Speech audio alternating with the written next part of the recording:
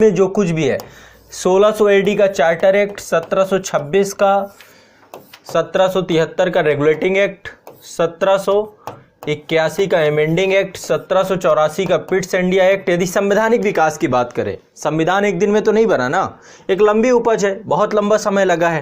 तो क्रम से आपका संविधान, ये विभिन्न चार्टर आए हैं। जब भारत में कंपनी का आगमन हुआ है, ब्रिटिश ईस्ट इंडिया कंपनी का आगमन हुआ है, तो वहाँ पर ब्रिटिश शासकों के द्वारा, महारानी के द्वारा विभिन्न और फिर बाद में पार्लियामेंट ने उसको रेगुलेटिंग एक्ट से, तो पार्लियामेंट के हाथ में चीज़ें आ गई। क्योंकि एक प्राइवेट कंपनी थी और इसको रेगुलेट करना बहुत ज़रूरी था। तो जो एक पूरा संविधान का ऐतिहासिक विकास है, इससे बहुत सारे प्रश्न पूछे जाते हैं, है ना। लेकिन मैं सबको डिटेल में नहीं पढ़ाऊंगा, मैं सिर्फ क्वेश्चन आंसर फॉर्म पे ही आपको चीज़ें डिस्कस करूंगा, ठीक है। 1786 में जब कार्नवालिस के टाइम पे एक एक्ट था 1793 का, फिर 1813 का, फिर इसके बाद हर 20 साल में एक्ट आए हैं। जैसे कि आप देखेंगे 73 फिर 93, ये 20 साल के ड्यूरेशन पे एक्ट हैं। फिर इसके बाद आपका 1833 का चार्टर एक्ट है, 1853 का है। फिर यहाँ से कंपनी का शासन आगे चल के ख़त्म हो जाता है। 1858 में आपका क्राउन के अधीन शासन चला जाता है, तो भारत शासन अधिनियम। इसके बाद 1861 का, इसके बाद 1892, इसके बाद 1909, 1909 के बाद 1919, 1919 के बाद 1935, 1935 के बाद, इससे पहले और घटनाएं हुई हैं, जैसे साइमन कमीशन की बात है 1927 में, ठीक है। फिर नेहरू रिपोर्ट आई 1928 में, ये भी घटनाएं ही हैं, सब घटनाएं हैं। 1940 में अगस्त प्रस्ताव, 1942 में क्रिप्स मिशन, 1942 के बाद आपका 1945 में बेबल प्लान। ये आपको याद होना चाहिए, सब टिप्स की चीज़ें हैं। भारत का संविधान है, याद करने जैसी कोई बात ही नहीं है, ये सब याद होना चाहिए, सब आपके दिमाग बिल्कुल भरा होना चाहिए। संविधान सभा के गठन के लिए आई कैबिनेट मिशन योजना 1946, और इसके बाद जो है आपका माउंटबेटन प्लान आया 3 जून 1947 को, और इसके बाद भारत की आज़ादी के लिए भारतीय स्वतंत्रता अधिनियम 1947 को ही आया। तो ये कुछ घटनाएं हैं, ये पूरा ऐतिहासिक क्रम है। संविधान सभा आपका 1946 में जब कैबिनेट मिशन आया, उसके बाद ही आपकी संविधान सभा का निर्माण हो गया। तो अब इससे बहुत सारे प्रश्न हैं, इन्हीं में से बहुत सारे प्रश्न निकल के आते हैं। मैं सभी प्रश्नों को तो नहीं ले सकता एक साथ, है ना। मेरा प्रयास सभी प्रश्नों को एक साथ लेने का, मैं क्योंकि सब कुछ एक साथ नहीं हो सकता, मेरा प्रयास रहेगा कि मैं कुछ प्रश्न आप लोगों के बताता जाऊं जो बार बार पूछे जा रहे हैं, जिनसे टॉपिक सबसे ज़्यादा आता है। तो एक संविधान की यात्रा यानी मिक्स क्वेश्चन होंगे, मिक्स्ड क्वेश्चन मैं आप लोगों को लेकर के चलूँगा। और ये मिक्स्ड क्वेश्चन यदि आप रखेंगे तो आपको बहुत कम समय में चीज़ें बहुत अच्छे से याद होंगी बेटा, बहुत अच्छे से याद हो जाएंगी, चीज़ें बहुत ईजी हो जाएंगी। जो चीज़ें बहुत कठिन लगती थी वही चीज़ें आपको बहुत आसान हो जाएंगी, ठीक है। तो चलिए प्रारंभ करते हैं चीज़ों को, और बहुत आसानी से, बहुत मिक्स करके क्वेश्चन, कभी इस एक्ट से, कभी इस एक्ट से, कभी इस एक्ट से क्वेश्चन में लेकर के आऊँगा। तो चलिए शुरुआत करते हैं। सबसे पहले लेते हैं 1919 के अधिनियम से, इससे बहुत प्रश्न पूछे जाते हैं, ठीक है। 1919 के अधिनियम से कुछ प्रश्न पूछे जाते हैं। सबसे पहला प्रश्न पूछा जाता है कि प्रांतों में द्वैध शासन अधिनियम कब लगाया गया। याद कर लीजिए, अब इसको बिल्कुल मैं इसलिए जोर दे रहा हूं क्योंकि ये याद करने वाली बात है।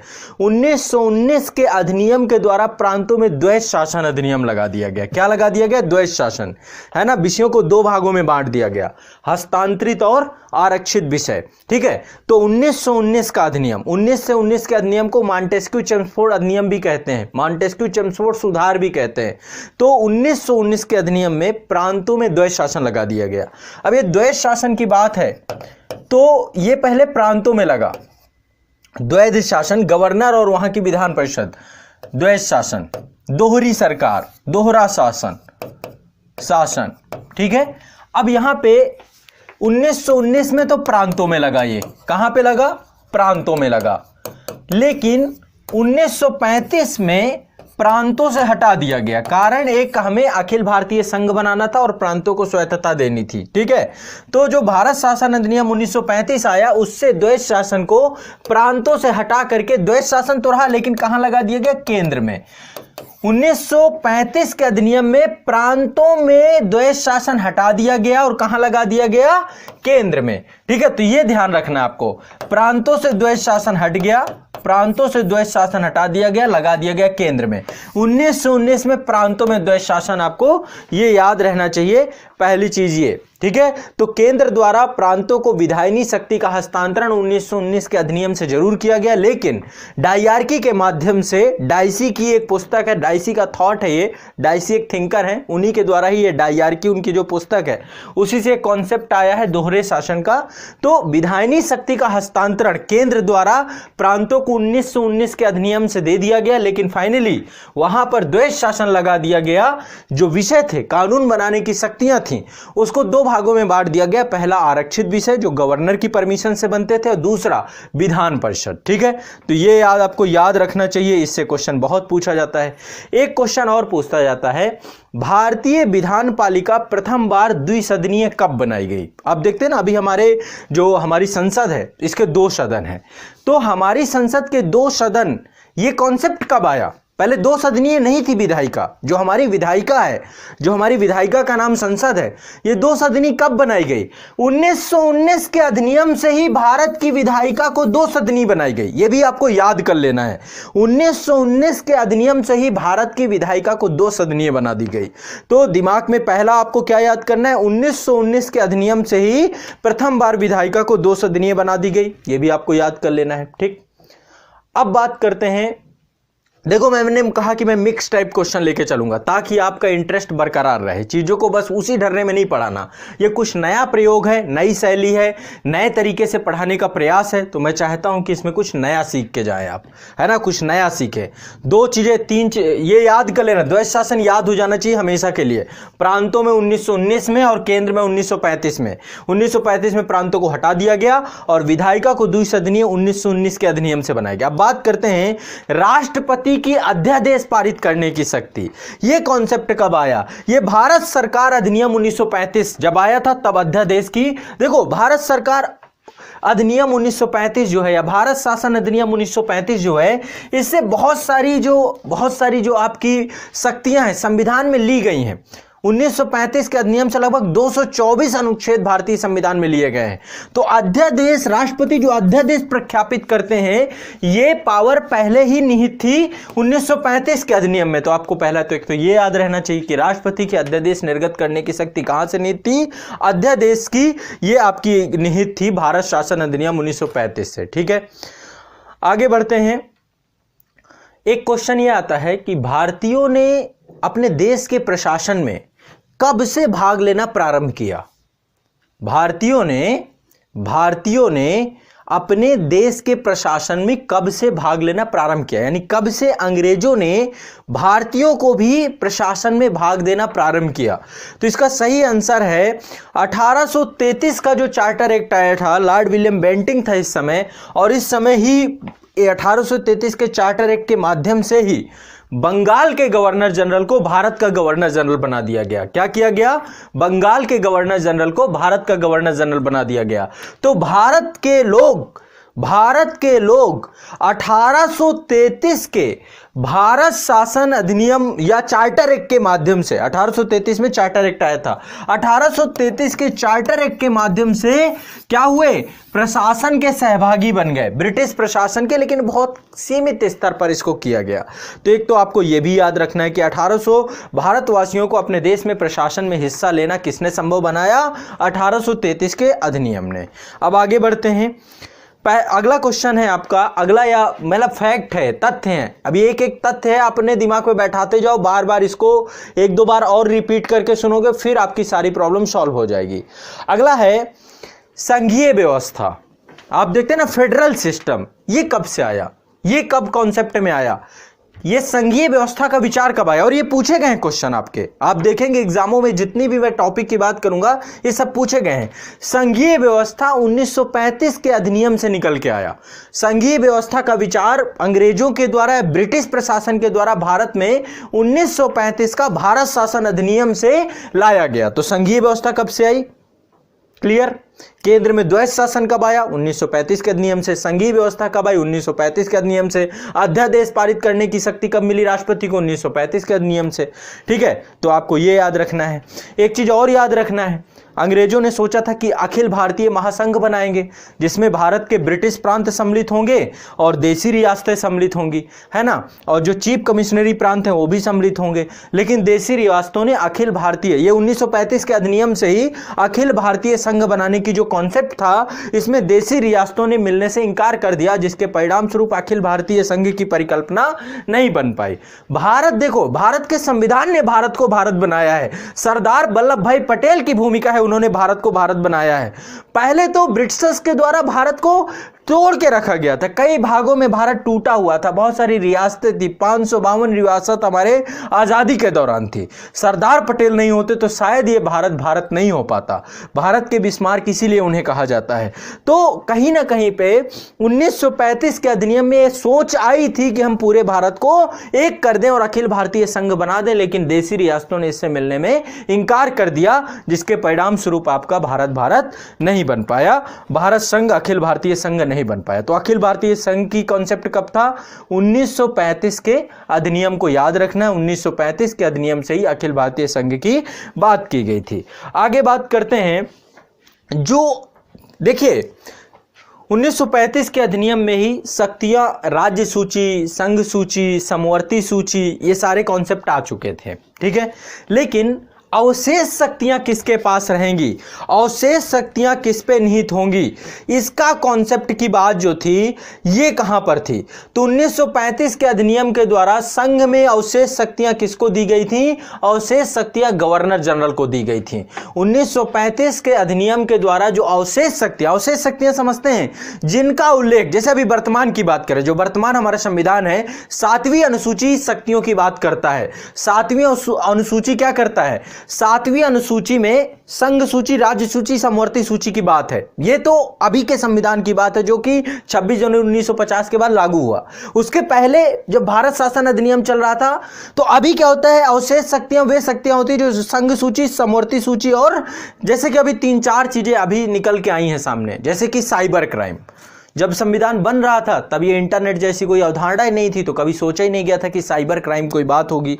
तो साइबर क्राइम कहां पर है? कहीं नहीं है ना। साइबर क्राइम का उल्लेख हमारे न संघ सूची में है, न समवर्ती सूची में है, ना आपका राज्य सूची में। तो ये कैसी शक्ति हो गई? अवशेष शक्ति हो गई। तो ये शक्ति किसके पास चली गई? संसद के पास, वर्तमान में पार्लियामेंट के पास है। इस पे कानून कौन बना सकता है? राज्य सरकारें नहीं बना सकती, पार्लियामेंट बनाएगा। जैसे कि स्पेस टेक्नोलॉजी, अंतरिक्ष अनुसंधान।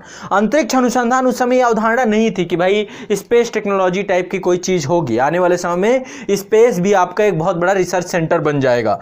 तो स्पेस टेक्नोलॉजी का विषय भी आपका अवशेष शक्तियों के अंतर्गत आता है। यह विषय भी संविधान में कहीं वर्णित नहीं है। तो कौन इस पे कानून बना सकता है? पार्लियामेंट बना सकती है। लेकिन भारत शासन अधिनियम 1935 के तहत गवर्नर जनरल के पास अवशेष शक्तियां थी। यह याद रखना चाहिए आपको, यह प्रश्न पूछा जाता है। ठीक है, तो यह भी आपको याद रखना है कि 1935 के अधिनियम के द्वारा अवशेष शक्तियां किसको दी गई? गवर्नर जनरल को दी गई। आगे बात करते हैं, नेक्स्ट है भारत शासन अधिनियम 1935 के द्वारा जो एक कह सकते हैं कि जो एक कानून बनके निर्मित हुआ, इस कानून के माध्यम से बर्मा भारत से अलग कर दिया गया। बर्मा समझ रहे हैं? बर्मा पीगू प्रदेश बोलते थे। पहले बर्मा भी भारत का हिस्सा होता था, अखंड भारत का हिस्सा होता था। बर्मा को अंग्रेजों के द्वारा ही आंग्ल बर्मा युद्धों के माध्यम से भारत में मिलाया भी गया था। तो बर्मा पहले भारत, म्यांमार, आधुनिक म्यांमार जो आसियान कंट्रियों का द्वार है, तो म्यांमार भी भारत का हिस्सा हुआ करता था। लेकिन 1935 के अधिनियम के द्वारा बर्मा को भी अलग कर दिया गया। ठीक है, यह भी आपको याद होना चाहिए। ठीक है, आगे बात करते हैं, आपका कुछ और जो है पॉइंट यहां पर मैं लूंगा। आपको एक अधिनियम है 1892 का अधिनियम। एक अधिनियम है आपका 1892 का अधिनियम। ये देखिए, ये अधिनियम है आपका 1892 का अधिनियम। ठीक है, चार्टर एक्ट है आपका 1892 का। तो ये जो आपका भारत विधान परिषद अधिनियम 1892 था, इसके द्वारा जो है भारतीयों को बहुत सारी शक्तियां प्राप्त हुई, जैसे कि बजट में बहस करने की शक्ति प्राप्त हुई। आपको ये याद रहना चाहिए। 1892, ये क्वेश्चन कई बार पूछा गया है कि किस अधिनियम के द्वारा भारतीयों को बजट में बहस करने की शक्ति प्राप्त हुई 1892 के अधिनियम से। लेकिन पूरक प्रश्न पूछने की, काउंटर क्वेश्चन पूछने की शक्ति कब मिली? 1909 के अधिनियम में। होता है ना, जब कभी संसद में बहस चढ़ती है तो पहले एक प्रश्न पूछा जाता है, जब प्रश्नकाल चलता है, जब प्रश्न का उत्तर मंत्री महोदय दे देते हैं तो फिर पूरक प्रश्न पूछा जाता है। तो 1892 के अधिनियम में बजट में बहस की बात तो शुरू हो गई, लेकिन काउंटर क्वेश्चन नहीं पूछ सकते थे, पूरक प्रश्न नहीं पूछ सकते थे। पूरक प्रश्न पूछने की प्रथा 1909 के अधिनियम में प्रारंभ हुई थी, ध्यान रखना है। इसके अलावा कुछ क्वेश्चन आपके 1773 के अधिनियम से पूछे जाते हैं। ठीक है, 1773 से क्या प्रश्न पूछे जाते हैं? पहला क्वेश्चन पूछा जाता है, कलकत्ता में सर्वोच्च न्यायालय का प्रावधान किस अधिनियम के द्वारा किया गया? तो कलकत्ता में सर्वोच्च न्यायालय का प्रावधान 1773 के रेगुलेटिंग एक्ट के माध्यम से किया गया, याद होना चाहिए। 4 न्यायाधीशों की नियुक्ति की गई और उसमें से न्यायाधीश थे एलिजा इम्पे, इनका भी नाम आपको रटा होना चाहिए। एलिजा इम्पे जो है ये मुख्य न्यायाधीश थे। एलिजा इम्पे क्या थे? मुख्य न्यायाधीश बना दिए गए इस सर्वोच्च न्यायालय के। ठीक, तो आपको पहला पॉइंट, कलकत्ता सुप्रीम कोर्ट की स्थापना 1773 के अधिनियम के द्वारा की गई। इसके बाद आगे बढ़ते हैं। नेक्स्ट अगला पॉइंट आपका है, अगला है भारत का संघीय न्यायालय। आप देख रहे हैं ना, अभी तो सुप्रीम कोर्ट के नाम से है, लेकिन उस समय ये तो कलकत्ता का सर्वोच्च न्यायालय 1773 के अधिनियम से आया, लेकिन भारत का संघीय न्यायालय फेडरल कोर्ट कब आया? भारत का संघीय न्यायालय जो वर्तमान में सर्वोच्च न्यायालय है, यह 1937 में बना। यह भी याद होना चाहिए, कब बना? 1937 में, यानी भारत शासन अधिनियम के तहत बना। ठीक, यह भी बिल्कुल क्लियर हो जाना चाहिए। कलकत्ता का सर्वोच्च न्यायालय 1773 में, और जो संघीय न्यायालय है यह कब बना आपका? इसको बिल्कुल दिमाग में बैठा लेना चाहिए। संघीय न्यायालय आपका जो बना, यह आपका बना आपका 1937 में बना, भारत शासन अधिनियम के तहत। ठीक, बिल्कुल। और जो आपका कलकत्ता का सर्वोच्च न्यायालय था वो 1774 में, रेगुलेटिंग एक्ट 1773 के माध्यम से बना। दोनों याद रखना, वारेन हेस्टिंग थे उस समय। ठीक, ये क्लियर रहना चाहिए। अगला, क्योंकि इन्हीं में थोड़ा कंफ्यूजन होता है, संघीय न्यायालय बच्चे नहीं समझ पाते हैं, या फिर कलकत्ता क्या का सर्वोच्च न्यायालय क्या है, यहाँ का क्या है, ये नहीं क्लियर हो पाता है। अब बात करते हैं थोड़ा सा पिट्स इंडिया एक्ट के माध्यम से। पिट्स इंडिया एक्ट में जब 1784 में पिट्स इंडिया एक्ट आया, तो पिट्स इंडिया एक्ट के माध्यम से क्या किया गया? कार्यों का विभाजन कर दिया गया। एक बनाया गया board of control. Board of control का काम होता था, जो पॉलिटिकल वर्क है, जो राजनीतिक कार्य है, जो शासन प्रशासन करने का काम है, बोर्ड ऑफ कंट्रोल करता था। और जो कंपनी का व्यापार करने का काम है, इसके लिए बना दिया गया बोर्ड ऑफ डायरेक्टर्स, है ना, निदेशक मंडल। पहला था नियंत्रक मंडल। नियंत्रक मंडल का काम था भारत का जो राजनीतिक वर्ग है या शासन प्रशासन है, इस पे नियंत्रण रखना। और दूसरा जो था बोर्ड ऑफ कंट्रोल, ये व्यापार कार्य को निर्धारित, बोर्ड ऑफ डायरेक्टर्स ये व्यापार को निर्धारित करते थे। कब किया गया था? 1784 में पिट्स इंडिया एक्ट आया था। पिट्स उस समय समसामयिक ब्रिटेन के प्रधानमंत्री थे, उन्हीं के नाम से पूरा अधिनियम आया था। ठीक है, तो पिट्स इंडिया एक्ट के माध्यम से क्या हुआ? 2 भागों में बांट दिया गया, बोर्ड ऑफ कंट्रोल और board of directors. Board of control का काम था प्रशासन, शासन प्रशासन करना, और बोर्ड ऑफ डायरेक्टर्स का काम क्या था? बहुत क्लियर है, व्यापार काम करना। कंपनी तो व्यापार के उद्देश्य से आई थी ना, वो तो प्रशासन उन्हें, है ना। अंग्रेज क्या कहते हैं? हमने भारत को बेखबरी के दौर में जीत लिया। अरे मूर्ख मत बनाओ, बेखबरी के दौर पे नहीं, सोची समझी पूरी रणनीति थी, बेखबरी कुछ नहीं था। ठीक है, चलो। इसके अलावा 1813 का चार्टर, ये भी बहुत जरूरी है। 1813 के चार्टर के माध्यम से ईसाई मिशनरियों का भारत में आगमन प्रारंभ हुआ। 1813 का जो चार्टर अधिनियम है, इसके माध्यम से भारत में ईसाई मिशनरी यानी कि धर्म प्रचार, और इसके बाद अंधाधुंध धर्मांतरण चालू हुआ। यहाँ पर जोर जबरदस्ती से भी धर्मांतरण किया गया, पैसे का लोभ और लालच देकर के भी धर्मांतरण किया गया, है ना। आज देखेंगे ईसाई धर्म के भारत में जितने भी लोग हैं सब कन्वर्टेड है। ये मतलब इसमें बलात्, तभी आपने देखा होगा 1813 के बाद से जनजातीय विद्रोह, क्योंकि इन्होंने जनजातियों को टारगेट किया, और जनजातियों को टारगेट किया तो 1813 के बाद जनजाति अपने कल्चर के प्रति बहुत संवेदनशील होते हैं, है ना। और फाइनली क्योंकि ईसाई मिशनरी आए थे धर्म प्रचार के लिए, लेकिन इन्होंने जो बलात् धर्मांतरण धन के लालच में किसी भी तरीके से प्रारंभ किया, उसके परिणाम स्वरूप भारत में बहुत सारे विद्रोह प्रारंभ हो गए। तो 1813 का चार्टर एक्ट ईसाई मिशनरियों का भारत में आगमन की बात थी। इसके बाद जो है एक चीज और याद रखना चाहिए, 1833 का जो चार्टर एक्ट था, 1833 के चार्टर एक्ट के माध्यम से क्या हुआ था, गवर्नर जनरल की परिषद में कानूनी सदस्य की नियुक्ति का प्रावधान किया गया था। गवर्नर जनरल की परिषद में कानूनी शक्ति की नियुक्ति का प्रावधान कब किया गया था, 1833 के चार्टर एक्ट में। ठीक है, चलिए आगे अभी और कुछ पॉइंटों पे बात करते हैं। अब बात करते हैं 1937 में देश में चुनाव हुए थे, भारत में चुनाव हुए थे और कांग्रेस जो है उसमें सबसे बड़ी पार्टी बन के उभरी थी। 1937 में देश में चुनाव हुए थे और कांग्रेस सबसे बड़ी पार्टी बन के उभरी। तो इस चुनाव में कांग्रेस का जो मंत्रिमंडल बना वो कितने प्रांतों में बना, ये क्वेश्चन पूछा जाता है। याद रखना है आपको, 8 प्रांतों में बना। ये क्वेश्चन है, बहुत फैक्चुअल है, आप नहीं लिख पाते हैं। 8 प्रांतों में कांग्रेस ने सरकार बनाई, 8 प्रांतों में कांग्रेस ने सरकार बनाई, ये बिल्कुल याद रखना, सबसे बड़ी पार्टी बन के निकली थी। इसके बाद आपको पता होगा 1939 में द्वितीय विश्व युद्ध प्रारंभ हो गया। द्वितीय विश्व युद्ध के परिणाम स्वरूप सिर्फ 28 महीने, ये भी याद रखना, 28 माह, ये भी प्रश्न पूछता है, 28 महीने, चूंकि द्वितीय विश्व युद्ध में जबरदस्ती भारतीयों को ढकेल दिया गया, हमारी मंशा को जाने बिना अंग्रेजों ने क्या किया, जबरदस्ती भारतीयों को भी उसका हिस्सा बना दिया कि भारतीय भी इस युद्ध में सम्मिलित हैं।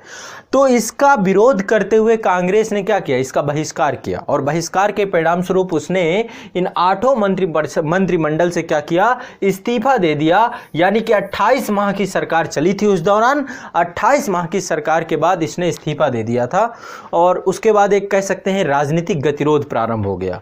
महात्मा गांधी ने व्यक्तिगत सत्याग्रह प्रारंभ किया। पहले सत्याग्रही विनोबा भावे थे, दूसरे सत्याग्रही जवाहरलाल नेहरू थे, है ना। दिल्ली चलो आंदोलन भी इसे कहते हैं। 1939 में ही आपका ये, इसके परिणाम स्वरूप 1940 में प्रारंभ हुआ था व्यक्तिगत सत्याग्रह और दिल्ली चलो आंदोलन, ये आपको याद होना चाहिए। और इसके बाद ही आपका पहली बार 1940 में अंग्रेजों ने स्वीकार किया कि भारतीय अपना संविधान स्वयं बनाएंगे और ऑफिशियली भारत के संविधान के निर्माण की बात जो ब्रिटिशर्स ने स्वीकार की 1940 के अगस्त प्रस्ताव में की। जो 1940 का अगस्त प्रस्ताव था उसमें उन्होंने एक्सेप्ट किया कि हम भारतीयों को उनका संविधान बनाने देंगे।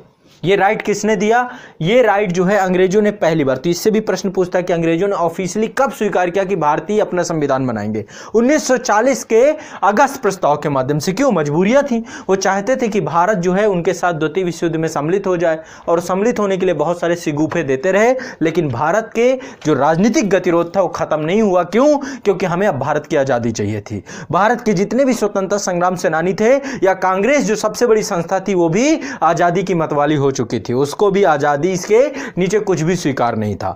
तभी 1942 में क्रिप्स महोदय आए, सर स्टेपर्ड क्रिप्स आए, पैंथिक लॉरेंस आए, एक क्रिप्स मिशन भारत आया, 3 सदस्यीय क्रिप्स मिशन आया और इसने कहा कि एक निर्वाचित संविधान सभा द्वारा ही भारत के संविधान का निर्माण किया जाएगा और भारत को औपनिवेशिक दर्जा दिया जाएगा।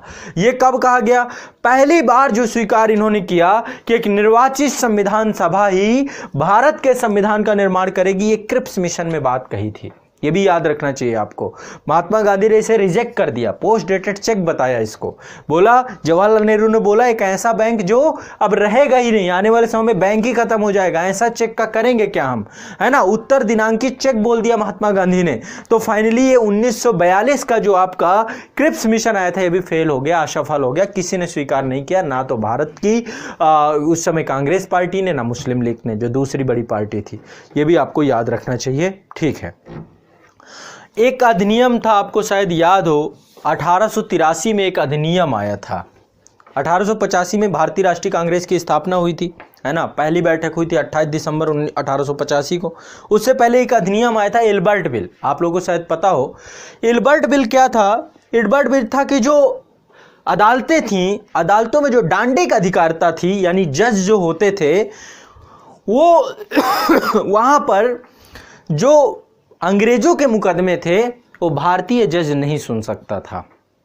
पहले ये राइट दिया गया था कि यानी अंग्रेजों का यदि कोई केस होगा तो उस केस को भारतीय जज नहीं सुन सकते हैं, यानी कि एक बड़े स्तर का भेदभाव था। और इल्बर्ट विधेयक के माध्यम से उस समय लॉर्ड रिपिन थे, लॉर्ड रिपिन ने क्या किया, एक ऐसा बिल प्रस्तुत किया जहां पर दोनों को बराबरी दे दी कि भाई जो डांडिक अदालतें होंगी, जो अदालतों में भारतीय जज होंगे वो किसी का भी मुकदमा सुन सकते हैं जैसे कि अंग्रेज जज सुनते हैं। और इसका व्यापक विद्रोह हुआ, बड़े स्तर का विरोध हुआ। उनको लगा ये कैसे हमें डंडे सुनाएंगे, इनकी क्या मजाल, इनकी क्या मसाल, क्योंकि नस्ल भेदी थे ना, ये रंग भेदी थे ना। तो ऐसे में फिर इल्बर्ट विधेयक को वापस भी ले लिया गया था। तो इल्बर्ट विधेयक भी पूछता है जहां पर, तो ये अदालतों की डांडिक अधिकारिता के संबंध में था। भारतीय तथा यूरोपीय लोगों को बराबरी देने की बात थी इस पे, लेकिन जो विरोध हुआ था इस बराबरी को रोकने के लिए हुआ था, जिसमें अंग्रेज सफल हो गए थे। ठीक है, तो ये भी याद रखिएगा आप। ठीक है ना, चीजें बहुत क्लियरिटी, मैं जो जो एक एक फैक्ट बोल रहा हूं ना, यदि आप मुझे आराम से सुनेंगे ना, आपका एक भी फैक्ट, मैं बहुत इधर उधर से डाटा उठा रहा हूं। क्यों इधर उधर से डाटा उठाने का मतलब है, आपको यदि मैं सीक्वेंस में दूंगा चीजें भूलती हैं, इधर उधर से दूंगा तो जंबल याद होंगी, ये फैक्ट याद होंगे, ऐसे ही क्वेश्चन आते हैं एग्जाम में। तो सीक्वेंस में बहुत ज्यादा बोरिंग होती है आपको चीजें। अब बात करते हैं कैबिनेट मिशन योजना। कैबिनेट मिशन योजना कब आई? 1946 में आई। उद्देश्य क्या था? भारत के संविधान के निर्माण को लेकर के एक संविधान सभा का गठन की बात की गई।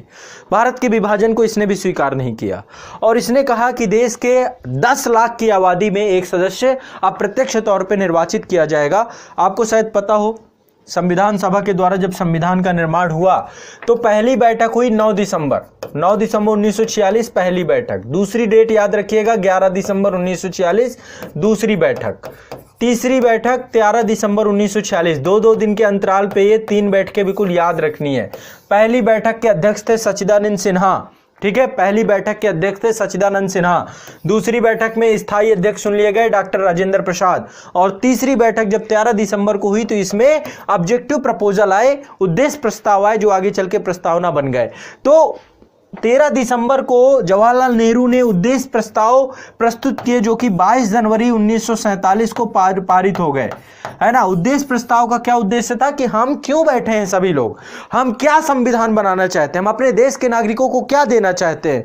तो एक ऑब्जेक्टिव प्रपोजल लेकर के 13 दिसंबर 1946 को आए थे। सबसे इंपॉर्टेंट यही होता है कि आप जो भी काम कर रहे हैं, अभी जैसे आप लोग मेरा वीडियो देख रहे हैं, मेरा सेशन देख रहे हैं, तो आपका एक उद्देश्य होगा ना कि आप कुछ सीख के जाएंगे, आप कुछ जान के जाएंगे, आपका कुछ रिवीजन होगा, आप कुछ पढ़ेंगे, कुछ नया जानेंगे, है ना। तो ये एक बहुत इसी हर चीज का, तो संविधान सभा में एक ये कह सकते हैं कि ऑब्जेक्टिव प्रपोजल का ये अल्टीमेट गोल था। इजीली, बहुत इजी है, बहुत आसान है। डेटे याद कर लीजिए, 9 दिसंबर 11 दिसंबर 13 दिसंबर 22 जनवरी, 4 डेटे याद कर लिए, 4 फैक्ट याद, आपके 4 आपको इजीली याद हो गए। ठीक है, तो सबसे पहली चीज, कैबिनेट मिशन योजना के अंतर्गत जो संविधान निर्मात्री परिषद थी, संविधान सभा थी, तो प्रत्येक प्रांत को आवंटित सदस्य संख्या निर्धारित करने के लिए जनसंख्या का अनुपात क्या था? 10 लाख में से एक प्रतिनिधि चुन के आना था। तो 10 लाख याद रखिएगा। ठीक है, कैबिनेट मिशन के सदस्य कौन कौन थे? 3 लोगों का नाम याद रखना है कैबिनेट मिशन में। पहले थे सर स्टेफर्ड क्रिप्स, ये वही क्रिप्स हैं जो क्रिप्स मिशन में आए थे, यही बाद में कैबिनेट मिशन में भी आए। ठीक है, क्या याद, नाम याद रखना है? Sir Stafford Cripps. दूसरा नाम रखना है आपको पैंथिक लॉरेंस। दूसरा नाम क्या है? Pethick Lawrence. और तीसरा नाम है एबी अलेक्जेंडर। ये 3 लोगों का एक गुट था जो कि कहां पर कब आया था? कैबिनेट मिशन योजना के नाम से आया था। Pethick Lawrence, Sir Stafford Cripps, AB Alexander, याद रखिएगा, बहुत आसान है। इसके बाद आपको शायद पता हो 1946 में एक अंतरिम सरकार बनाई गई थी, है ना, अंतरिम गवर्नमेंट बनाई गई, और उसमें जो कार्यपालिका परिषद बनाई गई, उसका उपसभापति किसे बनाया गया? उपसभापति बनाया गया जवाहरलाल नेहरू को। किसे बनाया गया? जवाहरलाल नेहरू। तो 1946 में जो अंतरिम सरकार बनी, अंतरिम सरकार के उपसभापति कौन थे? जवाहरलाल नेहरू। कौन थे? जवाहरलाल नेहरू। कौन थे? जवाहरलाल नेहरू, ये याद रखिएगा आप। ठीक है, सभापति गवर्नर जनरल था उस समय का, समकालीन गवर्नर जनरल। ठीक है, ये याद रखना है आपको। तो 1946 में निर्मित अंतरिम सरकार के कार्यपालिका परिषद के उपसभापति कौन थे? जवाहरलाल नेहरू थे, ये भी याद रखना चाहिए आपको। ठीक है, आगे अभी कुछ पॉइंट हैं, पॉइंट देखो बहुत सारे दे के जाऊंगा। एक बहुत अच्छा क्वेश्चन जो आप लोग को हमेशा भूलता है, भारतीय संविधान सभा में कुल महिला सदस्य कितनी थी? भारतीय संविधान सभा में कुल महिला सदस्यों की संख्या याद कर लो, 15 थी। याद कर लो, 15 थी। भारतीय संविधान सभा में कुल महिला सदस्यों की संख्या कितनी थी? याद कर लेना, रट लेना है, 15 थी। कितनी थी? 15। कितनी थी? 15। कितनी थी? 15। अपने दिमाग में बैठा लेना है, टोटल 15 सदस्य थी। और एक कुछ कथन हैं, कथनों के बारे में भी चर्चा करूंगा, लेकिन सबसे पहले जो है आपको एक दो फैक्ट और याद करा देता हूं। सबसे पहला है, भारत की संविधान सभा का राष्ट्रीय ध्वज कब स्वीकार किया गया? याद कर लो, दो फैक्ट दे रहा हूं।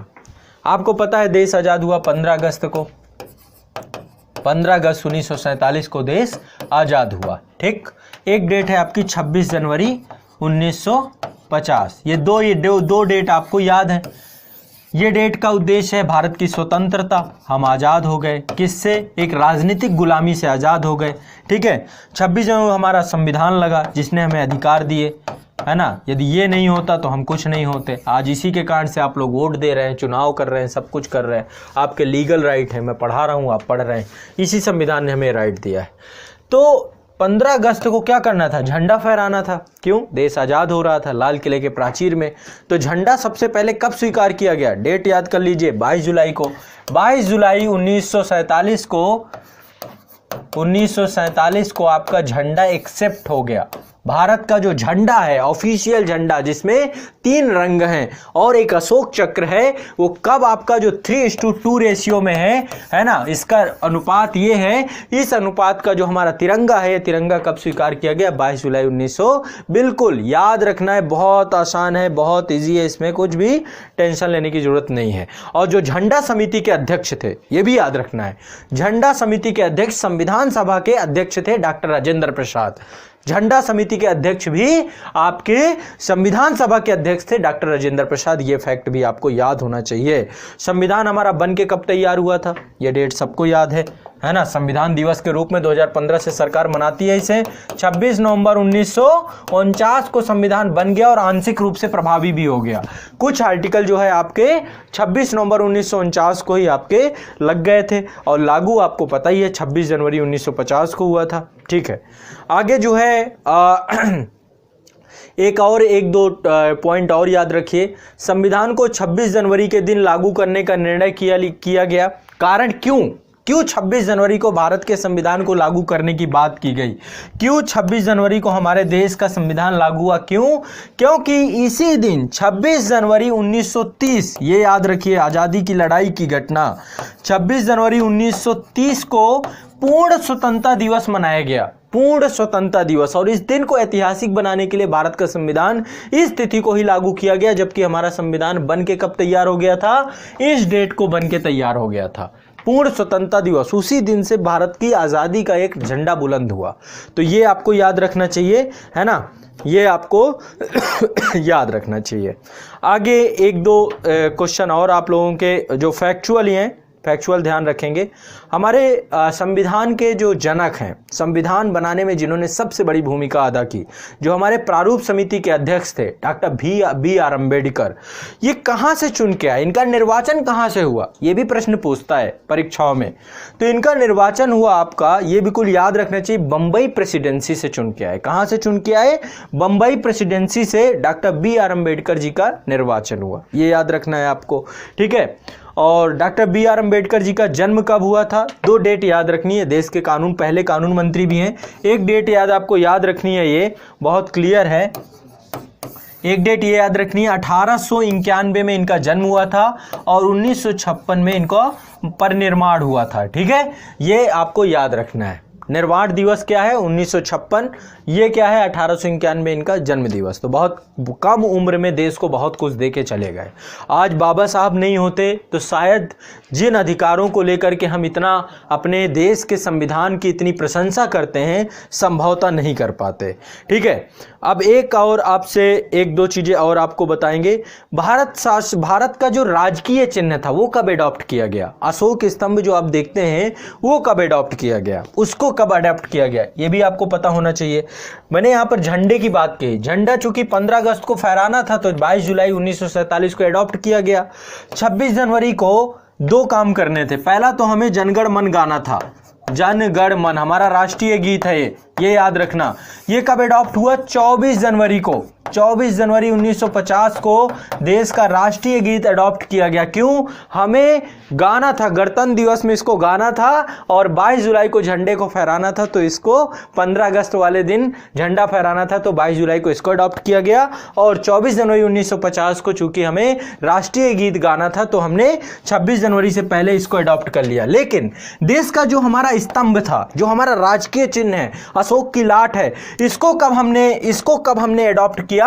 26 जनवरी 1950 को ही देश का राजकीय चिन्ह अडॉप्ट किया गया। अब 3 डेटें याद कर लो। 22 जुलाई पहली डेट याद कर लो, 22 जुलाई 1947 ये डेट याद कर लो। दूसरा याद कर लो 24 जनवरी 1950 ये डेट याद कर लो। तीसरी डेट याद कर लो 26 जनवरी 1950। ये तीनों डेट जो मैं आपको बता रहा हूं, इसमें आपका झंडा है, झंडा अडॉप्ट किया गया। दूसरी डेट जो आपकी है, इसमें क्या अडॉप्ट हुआ? इसमें अडॉप्ट हुआ आपका गीत, राष्ट्रीय गीत आपका अडॉप्ट हुआ, राष्ट्रीय गान, माफ करिएगा, राष्ट्रीय गान अडॉप्ट हुआ। और तीसरा आपको ध्यान रखना है, तीसरा जो आपको अडॉप्ट हुआ, ये राजकीय चिन्ह आपका अडॉप्ट हुआ। राजकीय चिन्ह, राजकीय चिन्ह इसका अपना ही गुरूर है, अपना ही इसका एक है ना, तो ये आपको ध्यान रखना है। इसके बाद आगे बात करते हैं, नेक्स्ट अगला बात करते हैं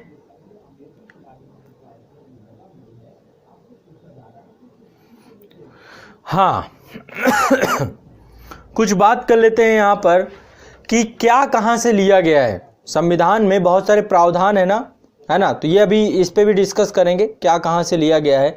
देखो यहाँ पे जो चीज़ें मैं बता रहा हूँ, ये चीज़ें बार बार आपकी पूछी गई हैं। ये जितने भी क्वेश्चन हैं ये बार बार पूछे जाते हैं, इसीलिए मैं इन्हीं क्वेश्चनों पे जोर दे रहा हूँ। मैं घिसे पिटे उस तरीके में नहीं जा रहा हूँ, मैं यहाँ पे बहुत सेलेक्टिव हूँ, ताकि एग्जाम के नज़दीक आप जब इन सेशंस को देखें तो आपका हौसला ही बढ़ जाए और आपके ये पॉइंट वहाँ पर निकल के आए। अगला एक क्वेश्चन आपका बहुत क्लियर है, जो संविधान सभा की पहली बैठक थी, सच्चिदानंद सिन्हा इसके अध्यक्ष थे, ठीक है। इसके बाद जो संविधान सभा के स्थायी अध्यक्ष रहे डॉक्टर राजेंद्र प्रसाद रहे, ये बिल्कुल याद है आपका। संविधान सभा के सदस्यों का चुनाव कहाँ से हुआ था? प्रांतीय सभाओं से चुनाव हुआ था, अप्रत्यक्ष तरीके से चुने गए थे और 10 लाख की आबादी में एक प्रतिनिधि चुना गया था, ये भी याद आपको ये होगा, ठीक है। और संविधान बना था जब बहुत सारी समितियां थे उसमें, जिसमें प्रारूप समिति सबसे महत्वपूर्ण थी। अगस्त 1947 में प्रारूप समिति का गठन किया गया था। और जो भारतीय संविधान जब बना था तो इसमें ईसाई, एंग्लो इंडियन समुदाय, पारसी, जो अनुसूचित जनजाति के लोग हैं, अनुसूचित जाति के लोग हैं, हिंदू लोग हैं, मुस्लिम लोग हैं, सभी धर्मों के लोगों का पर्याप्त प्रतिनिधित्व था। ऐसा नहीं था, क्यों? क्योंकि बहुत सारे, जो आपको याद है ना, एक आपके विंस्टन चर्चिल थे, द्वितीय विश्व युद्ध तो जीत गए लेकिन वो चुनाव हार गए, तो वो भी अनर्गल प्रलाप कर रहे थे विंस्टन चर्चिल के द्वारा।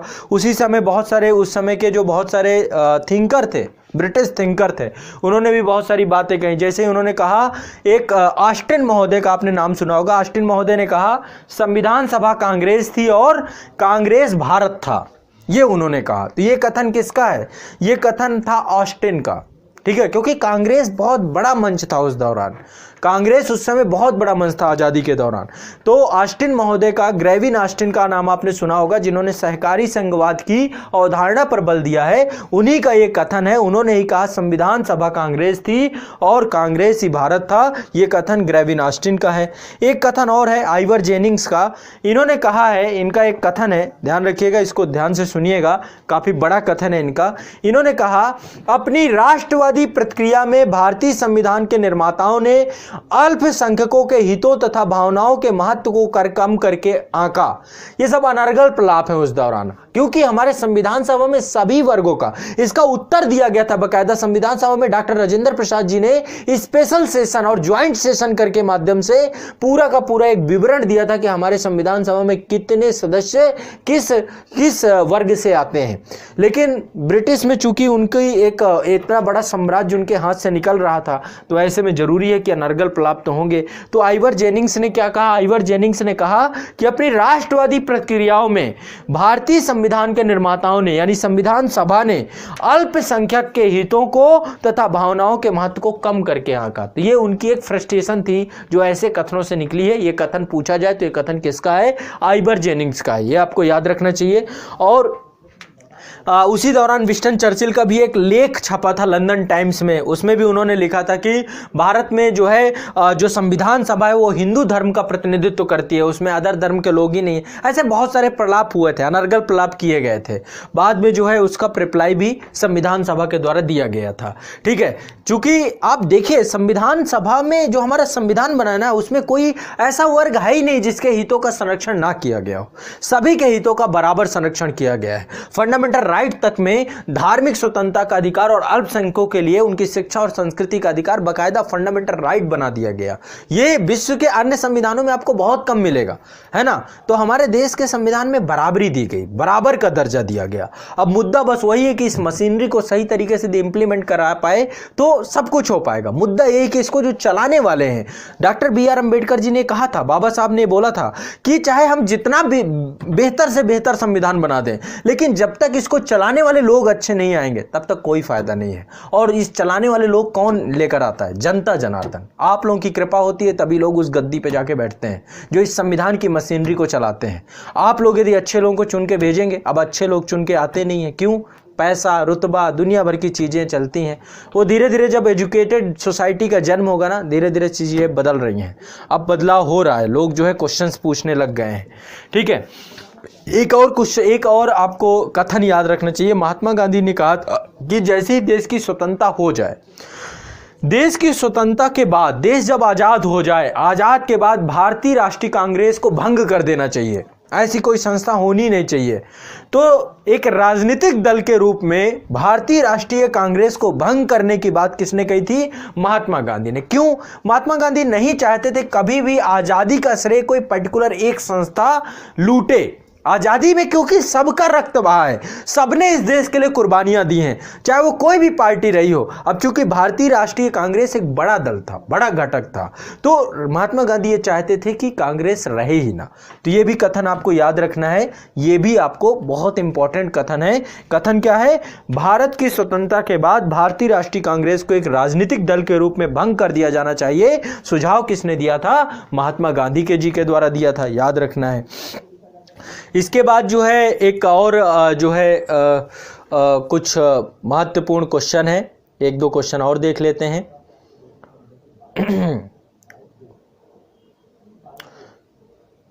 आपको याद होगा 3 गोलमेज सम्मेलन हुए हैं, है ना। साइमन कमीशन आया, साइमन कमीशन का विरोध किया गया। विरोध कब क्यों किया गया? क्योंकि उसके सारे के सारे सदस्य विदेशी थे, अंग्रेज थे, भारतीयों को। और साइमन कमीशन क्यों आया था? 1919 का जो मॉन्टेस्क्यू चेम्सफोर्ड सुधार थे, भारत शासन अधिनियम था, उसकी समीक्षा करने के लिए आया था। उसी अधिनियम में प्रावधान था, आना था 1929 में, आ गया 1927 में, बहुत जल्दबाजी थी। और उसके सारे सदस्य भारतीय, उसमें से एक भी भारतीय सदस्य नहीं था, सभी विदेशी थे। इसके कारण से व्यापक विद्रोह हुआ उसका, और व्यापक विद्रोह होने के बाद फिर आप समझ सकते हैं हमारे देश के बहुत सारे क्रांतिकारियों की उसमें हत्या भी हुई। जो हमारे लाला लाजपत राय थे, उग्रवादी दल के घटक के सबसे महत्वपूर्ण हिस्सा, उन पे लाठीचार्ज हुआ, ख़त्म कर दिए गए, मार दिए गए। उसके बाद देश में क्रांतिकारी आंदोलन का चरम परिणति आई। आपको पता होगा जो हिंदुस्तान सोशलिस्ट रिपब्लिकन पार्टी और उसके जो महत्वपूर्ण अगुआ नेता थे, जैसे चंद्रशेखर आज़ाद या फिर भगत सिंह, राजगुरु सुखदेव, इन सभी ने कहीं ना कहीं पे प्रयास किया कि उन चीज़ों का बदला लिया जाए। फाइनली जो है उनको भी फांसी के तख्ते पर लटका दिया गया। तो देश में आज़ादी की बयार यहाँ से बहुत तेज़ी से उभरी, और इसी दौरान संविधान के जो महत्वपूर्ण चरण थे यहीं से प्रारंभ हुए। जैसे गोलमेज सम्मेलन, 3 गोलमेज सम्मेलन हुए। पहला गोलमेज सम्मेलन, द्वितीय गोलमेज सम्मेलन, तृतीय गोल। पहला गोलमेज सम्मेलन 1930 को हुआ, द्वितीय गोलमेज सम्मेलन 1931 को हुआ, और तृतीय गोलमेज सम्मेलन 1932 को हुआ। तो पहला सम्मेलन में कांग्रेस ने हिस्सा नहीं लिया, कांग्रेस नहीं गई, उसका हिस्सा ही नहीं बने। अब चूंकि भारत का सबसे बड़ा घटक दल है, कोई गया ही नहीं, और यहाँ पे सविनय अवज्ञा आंदोलन प्रारंभ हो गया। ठीक है, फाइनली गांधी इरविन समझौता हुआ 1931 को, 5 मार्च 1931 को गांधी इरविन समझौता हुआ। परिणाम स्वरूप सविनय अवज्ञा आंदोलन स्थगित कर दिया गया। और दूसरा क्या हुआ, अभी इस बार यूपीएससी में क्वेश्चन भी था इसको लेकर के, गांधी इरविन समझौते से क्वेश्चन भी आया था, गलत था, हिंदी की प्रिंटिंग तक सही से नहीं कर पाते, बड़ा दुख होता है इस चीज़ को देख। तो इसके बाद जो है महात्मा गांधी जो है द्वितीय गोलमेज सम्मेलन में सम्मिलित हुए। कब? द्वितीय गोलमेज सम्मेलन में। याद रखिएगा, महात्मा गांधी द्वितीय गोलमेज सम्मेलन में सम्मिलित होने लंदन गए। फाइनली वहाँ से भी उनको कुछ मिला नहीं, और जो आपका देश को जो सांप्रदायिक ताकतों में बांटने की बात थी वो और चरम हो गई। और इसके बाद तीसरा काम क्या हुआ, तीसरा तृतीय गोलमेज सम्मेलन हुआ, उसका भी कोई मतलब नहीं निकला। अंततोगत्वा कम्युनल अवार्ड की घोषणा हुई, है ना, सांप्रदायिक पंचायत की, और जो आपका पृथक निर्वाचक मंडल था, जो 1909 के अधिनियम से पृथक निर्वाचक मंडल की व्यवस्था की गई थी, हिंदू मुस्लिम की भावना या सांप्रदायिकता की भावना को बल दिया गया था, उसका विस्तार कर दिया गया और उसके लिए दलितों को भी पृथक निर्वाचक मंडल का हिस्सा बना दिया गया। परिणाम स्वरूप महात्मा गांधी ने इसका विरोध किया। विरोध के परिणाम स्वरूप उन्होंने यरवदा जेल में आमरण अनशन प्रारंभ कर दिया, और फिर गांधी और अंबेडकर के बीच में पूना पैक्ट हुआ। याद रखिएगा, सितंबर 1932 में पूना पैक्ट हुआ, और पूना पैक्ट के परिणाम स्वरूप जो कम्युनल अवार्ड था उसको पूरी तरीके से समाप्त करने की बात की गई। ठीक है, तो ये भी आपको याद रखना चाहिए। ठीक है, यही सारी चीजें। तृतीय गोलमेज सम्मेलन आपको पता होगा, तृतीय गोलमेज सम्मेलन की विचार विमर्श की परिणति के बाद ही, क्योंकि 1932 में तृतीय गोलमेज सम्मेलन हुआ, और इसके बाद ही आपका क्या आया, भारत शासन अधिनियम 1935, जिसके अधिकांश अनुच्छेद भारतीय संविधान में लिए गए। और इन तीनों गोलमेज सम्मेलनों में सम्मिलित होने वाले व्यक्ति बी.आर. अम्बेडकर थे और भारतीय संविधान के निर्माता थे। तो देखा जाए, यदि इनडायरेक्टली देखें तो बी.आर. अम्बेडकर जो थे भारत शासन अधिनियम 1935 के भी वो रचनाकार थे, उसमें भी वो सबसे ज़्यादा सम्मिलित थे, सबसे बड़ी सहभागिता उनकी रही है। ठीक है, चलिए, इसके बाद और भी कुछ पॉइंट हो सकते हैं, यदि कुछ होंगे तो मैं और आपको बताता हूं। बाकी अभी धीरे धीरे आप देखते जाइएगा, मैं कोई भी पॉइंट नहीं छोड़ूंगा। जब आप इसके पूरे टॉपिक, पूरे सेशन कर लेंगे, आपको जो सबसे ज़्यादा बार बार पूछे जाने वाले प्रश्न हैं वो सब मैं यहाँ पे रिपीट कर चुका हूँ, प्रयास में यही करूँगा। ठीक है,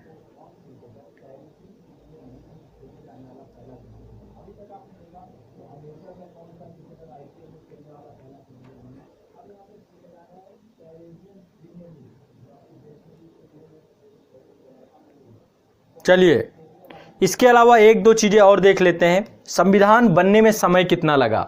हमारे देश के संविधान को बनने में, याद रखना है, बहुत आसान है, इसको जितनी जल्दी याद कर लेंगे उतना आपके लिए अच्छा रहेगा।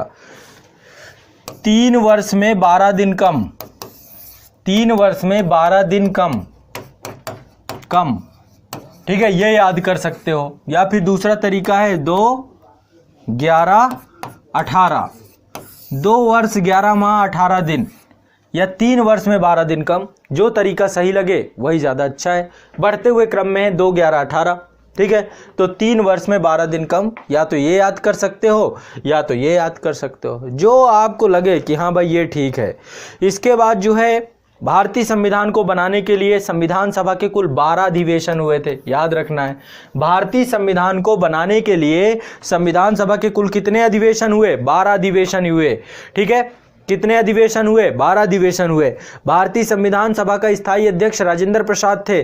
पहले उपाध्यक्ष कौन थे? भारतीय संविधान सभा के पहले उपाध्यक्ष एस.सी. मुखर्जी थे। कौन थे? एस.सी. मुखर्जी महोदय थे। एस.सी. मुखर्जी भारत के संविधान सभा के पहले उपाध्यक्ष थे। एस.सी. मुखर्जी, ये भी याद रखना है आपको। एस.सी. मुखर्जी भारतीय संविधान सभा के पहले उपाध्यक्ष थे। इसके बाद प्रारूप समिति में एकमात्र कांग्रेसी सदस्य कौन था?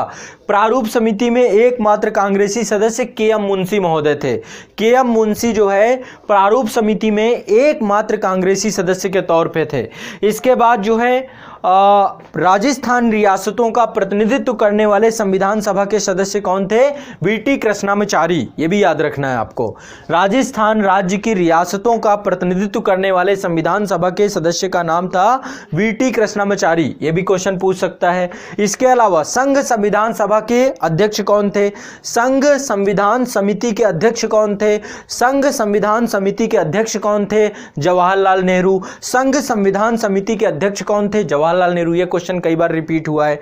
ठीक है, तो ये भी आपको याद रखना है। एक और है, प्रांतीय संविधान समिति का अध्यक्ष कौन था? संघ संविधान समिति का अध्यक्ष जवाहरलाल नेहरू थे। प्रांतीय संविधान समिति के अध्यक्ष वल्लभ भाई पटेल थे। ये भी आपको याद रखना है। ठीक है, और प्रारूप समिति के अध्यक्ष कौन थे? Doctor B R. अम्बेडकर थे। तो प्रारूप समिति बी.आर. अम्बेडकर, संघ संविधान समिति सरदार पटेल, और जो प्रांतीय संविधान समिति वल्लभ भाई पटेल। इतना आपको याद रखना है। ठीक है, इतना आपको याद रखना है। संघ संविधान समिति जवाहरलाल नेहरू और आपके प्रांतीय संविधान समिति के सरदार पटेल। आगे बात करते हैं, मौलिक अधिकारों व अल्पसंख्यकों की सलाहकार समिति के सदस्य कौन थे, अध्यक्ष कौन थे? मौलिक अधिकारों और अल्पसंख्यकों हेतु सलाहकार समिति के अध्यक्ष कौन थे? बी आर अम्बेडकर महोदय थे। कौन थे? बी आर अम्बेडकर महोदय थे। कौन थे? बी आर अम्बेडकर महोदय थे। यह भी याद रखना है, ठीक है। माफ करिएगा, हाँ, मौलिक अधिकारों और अल्पसंख्यकों की सलाहकार समिति के अध्यक्ष सरदार पटेल थे। यहां पे थोड़ा शायद मैं बी आर अम्बेडकर फ्लो में बोल गया। बी आर अम्बेडकर प्रारूप समिति के थे, ये याद रखना है। बी आर अम्बेडकर प्रारूप समिति के थे और मौलिक अधिकार और अल्पसंख्यकों के लिए सरदार पटेल थे। तो प्रांतीय संविधान सभा इसके कौन थे? सरदार पटेल। मौलिक अधिकार और अल्पसंख्यकों के सरदार पटेल। देखो फ्लो में मुझे भी बहुत सारी चीज़ें जो होती हैं ना जंबल हो जाती हैं, कोई चीज़ पहले आ गई, कोई चीज़ बाद में आ गई, तो थोड़ा इसके लिए माफ़ी दीजिएगा। बाकी मेरा प्रयास है कि आपको मैं गलत फैक्ट एक भी बता के नहीं जाऊँगा, ठीक है। इसके अलावा आपको पता होगा प्रारूप समिति में बी आर अम्बेडकर जी को साथ में जोड़ दें तो 7 सदस्य थे। टोटल कितने थे? 7 सदस्य, ठीक है। तो बी आर अम्बेडकर जी के अलावा 6 सदस्य और थे, ये ध्यान रखना है, ठीक है। और प्रारूप समिति का गठन कब हुआ? प्रारूप समिति का गठन हुआ 29 अगस्त 1947 को, ये डेट भी याद रखना है। 29 अगस्त 1947 को प्रारूप समिति का गठन हुआ, याद कर लो ये 29 अगस्त 1947 को प्रारूप समिति का गठन हुआ। एक क्वेश्चन और बार बार पूछता है, संविधान सभा के संवैधानिक सलाहकार कौन थे? हमारी संविधान सभा के संवैधानिक सलाहकार का नाम है बी एन राव। क्या नाम है? हमारे संविधान सभा के संवैधानिक सलाहकार थे बी एन राव। वी एन राव, वी एन राव, वी एन राव, वी एन राव, वी एन राव। हमारी संविधान सभा के संवैधानिक सलाहकार का नाम बिल्कुल रट लेना है आपको, क्या नाम है? बी एन राव, ठीक है। भारतीय संविधान का प्रथम प्रारूप तैयार किसने किया था? बी एन राव महोदय ने ही। पहला प्रारूप इन्होंने ही तैयार किया था, पहला ड्राफ्ट इन्होंने ही तैयार किया था। भारतीय संविधान का पहला प्रारूप तैयार करने वाले व्यक्ति भी यही थे और भारतीय संविधान के संवैधानिक सलाहकार भी यही थे, ठीक है। तो ये इतने आपको मैंने काफ़ी सारे जो है पॉइंट आपको बता दिए मेरे ख्याल से, ठीक है। उद्देश्य प्रस्ताव, जो आज प्रस्तावना है, प्रस्तुत करने वाले जवाहरलाल नेहरू हैं, ये मैंने आपको बता ही दिया था सारी चीज़ें। तो मेरे ख्याल से लगभग जितने फैक्ट हो सकते हैं आपके संविधान से जुड़े हुए वो सारी चीज़ें हो सकते हैं। एक और फैक्ट आप ध्यान रखिएगा, एक फैक्ट है आपका, भारत के लिए संविधान की रचना हेतु संविधान सभा का विचार सबसे पहले किसने प्रस्तुत किया?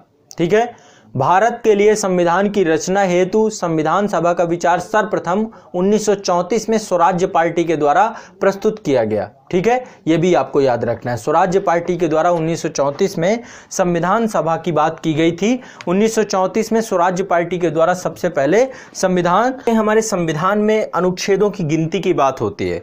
जब संविधान बना था, जब संविधान बन के तैयार हुआ था, तो संविधान में 395 अनुच्छेद थे। ठीक है, 395 अनुच्छेद थे।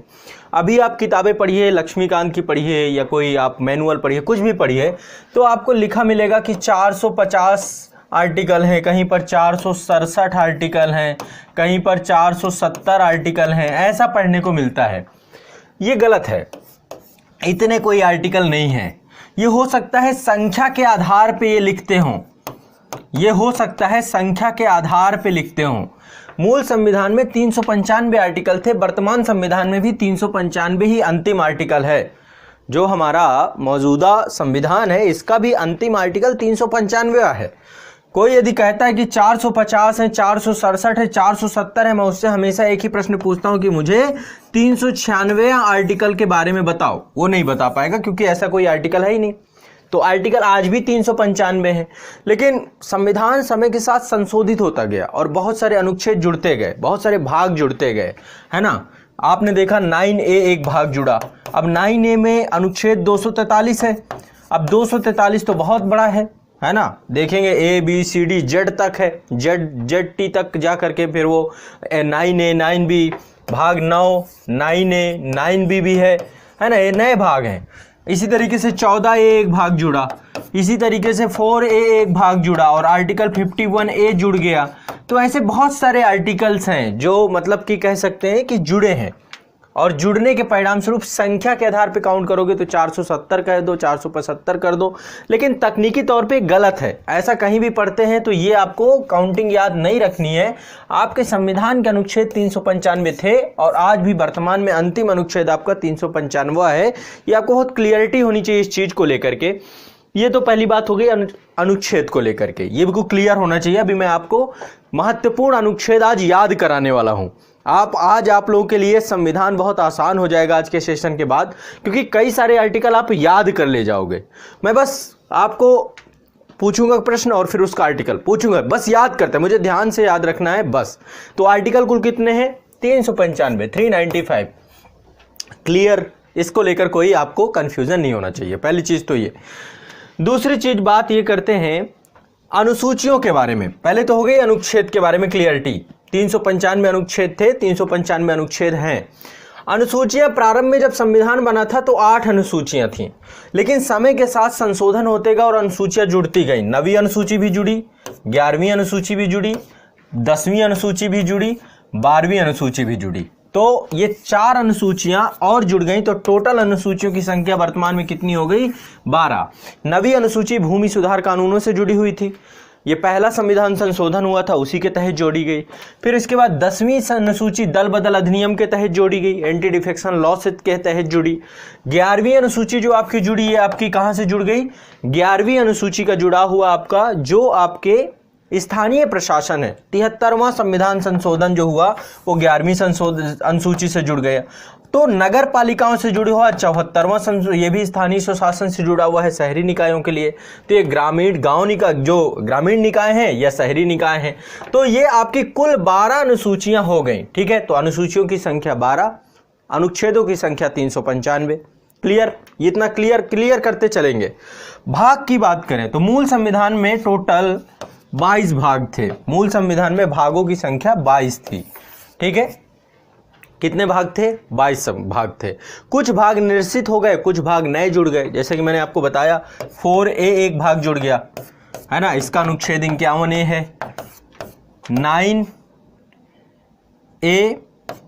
9B ये जुड़ गए, 14A जुड़ गया, ये नए भाग हैं।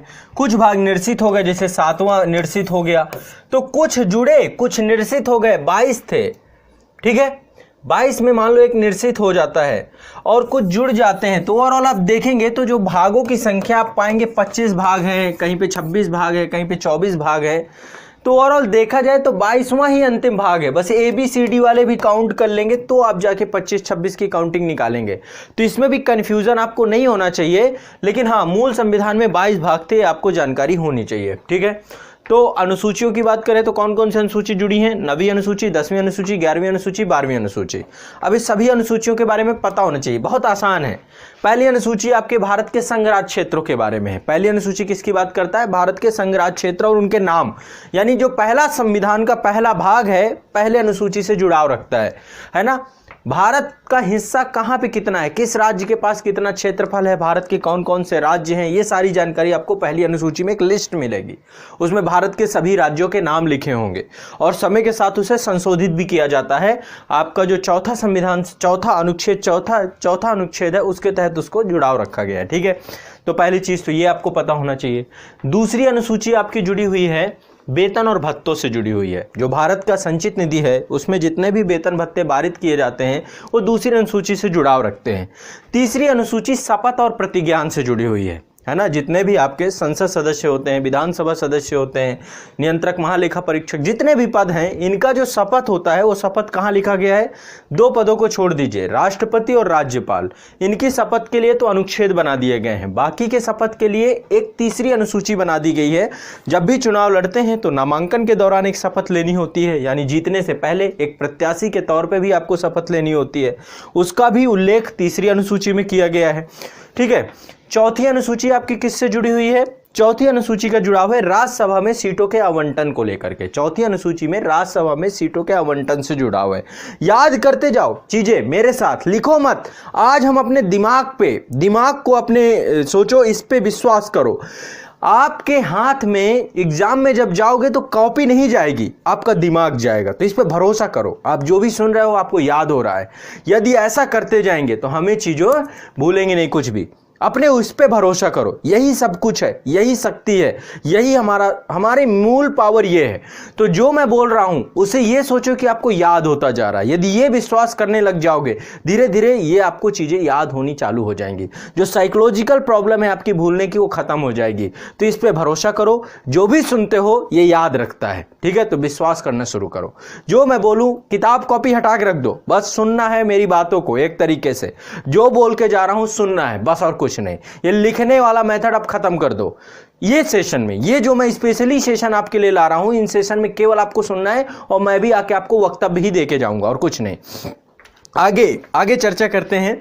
जो 5वीं अनुसूची है ये आपके अनुसूचित जनजातीय क्षेत्रों के प्रशासन से जुड़ी हुई है, लेकिन इसमें 4 राज्यों को हटा देना है। असम, मेघालय, त्रिपुरा, मिजोरम, AMTM, ये याद रख लेना है। इन 4 राज्यों के प्रशासन को छोड़ दें, असम, मेघालय, त्रिपुरा, मिजोरम, तो बाकी जितने भी क्षेत्र अनुसूचित जनजातीय क्षेत्र हैं 5वीं अनुसूची में उनके प्रशासन का उल्लेख किया गया है।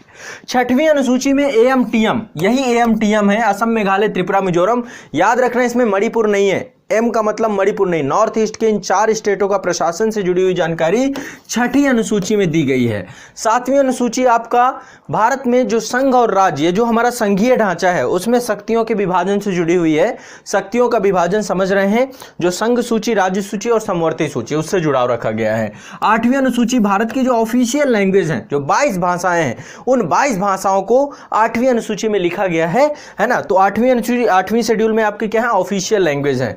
9वीं अनुसूची आपकी भूमि सुधार कानूनों से जुड़ी हुई है, पहले संविधान संशोधन के द्वारा जोड़ी गई। इसके बाद आपका 56वां संविधान संशोधन हुआ था, 10वीं अनुसूची जोड़ी गई। एंटी डिफेक्शन लॉ, दल बदल अधिनियम, पहले होता था ना, दल बदलू बहुत होते हैं, और ये सब होता था जब चुनाव होता था। चुनाव में स्पष्ट बहुमत नहीं मिलता था, विखंडित बहुमत मिलता था, तो राजनीतिक गठजोड़ होता था। तो फाइनली इस समस्या के समाधान के लिए संविधान में संशोधन करके 10वीं अनुसूची जोड़ दी गई और ये प्रावधान कर दिया गया कि कोई भी दल बदल करेगा तो उसकी सदस्यता की निरहता हो सकती है। तो ऐसे कुछ प्रावधान 10वीं में कर दी गई। 73वां संविधान संशोधन करके जो स्थानीय प्रशासन, उसमें ग्रामीण स्वशासन को कुछ विषय दिए गए।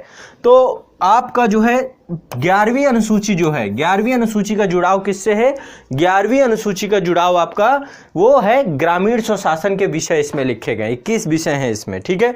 और इसके बाद 12वीं अनुसूची में 18 विषय हैं और शहरी निकायों से जुड़ी हुई है। तो 12वीं अनुसूची आपकी नगर पालिकाओं को क्या क्या काम करना है, उनकी क्या क्या जिम्मेदारियां हैं, किन किन विषयों में वो कार्य कर सकते हैं, उन सब विषयों को यहाँ पर उल्लिखित किया गया है। तो 11वीं और 12वीं अनुसूची 7वीं अनुसूची के भांति, जबकि 7वीं अनुसूची में क्या है, संघ सूची, राज्य सूची, समवर्ती सूची, वैसे ही 11वीं और 12वीं अनुसूची में स्थानीय प्रशासन के लिए क्या किए गए हैं, विषय दिए गए हैं कि किन विषयों पर उनको कार्य करना चाहिए, किन विषयों पर नहीं करना चाहिए। तो अनुसूचियां इस तरीके से आपके दिमाग में बैठ जाना चाहिए बस। नागरिकता, अब देखो रैंडम थोड़ा सा, किस भाग में नागरिकता का उल्लेख है? संविधान के भाग 2 में नागरिकता, अनुच्छेद 5 से लेकर 11 नागरिकता से जुड़ाव रखता है, ठीक है। कुछ अनुच्छेदों की बात करूं, अभी जैसे कि यूपीएससी में इस बार क्वेश्चन आया था, यूपीपीएससी में भी क्वेश्चन आया था, सब पे क्वेश्चन आते हैं, जितने भी एग्जाम है अनुच्छेदों से क्वेश्चन आने ही आने हैं, आपको रट लेना। कोई भी स्टेट पीएससी आप दे रहे हैं, कोई भी वनडे एग्जाम दे रहे हैं, यूपीएससी दे रहे हैं, कोई भी एग्जाम दें, आपको संविधान के अनुच्छेदों को पता होना चाहिए। तो नए राज्यों का गठन यदि करना है, भारत क्षेत्र के अंदर नए राज्य हैं और इन नए राज्यों का गठन करना है, या फिर किसी एक राज्य को 2 भागों में विभाजित करना है, 2 राज्यों को मिलाकर एक नया राज्य बनाना है, क्षेत्रीय सीमाएं बदलना है, नाम में परिवर्तन करना है, कुछ भी करना है, तो उसके लिए एक आर्टिकल लिख लो 3। आर्टिकल 2 नहीं है, इससे अनुच्छेद 3 में नए राज्यों के गठन से जुड़ाव है जो भारत का हिस्सा हैं। लेकिन कोई ऐसा क्षेत्र जो भारत का हिस्सा नहीं है लेकिन भारत में मिलना चाहता है, भारत का हिस्सा बनना चाहता है, तो उस राज्य को भी हम भारत का हिस्सा बना सकते हैं। नए राज्यों का प्रवेश, अनुच्छेद 2। तो अनुच्छेद 3 और 2 में एक बेसिक डिफरेंस आपको पता होना चाहिए। 3 भारत के अंदर ही राज्य क्षेत्र में बदलाव और परिवर्तन से जुड़ा है, और कोई बाहरी क्षेत्र भारत का हिस्सा बनना चाहता है तो उसके लिए भी क्या है, अनुच्छेद 2 है। जैसे कि सिक्किम बाहरी प्रदेश था, 1971 में भारत का हिस्सा बना, तो सिक्किम अनुच्छेद 2 के तहत विलय कर गया। गोवा के बारे में आपको जानकारी होनी चाहिए, गोवा भी आपका इसी तरीके से।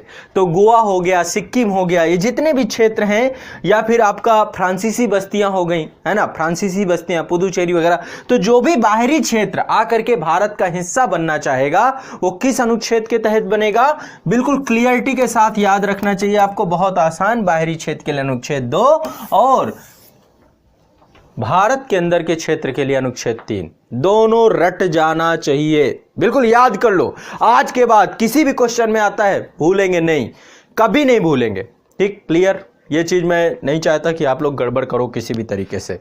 अब आगे बढ़ते हैं, नेक्स्ट आगे बढ़ते हैं।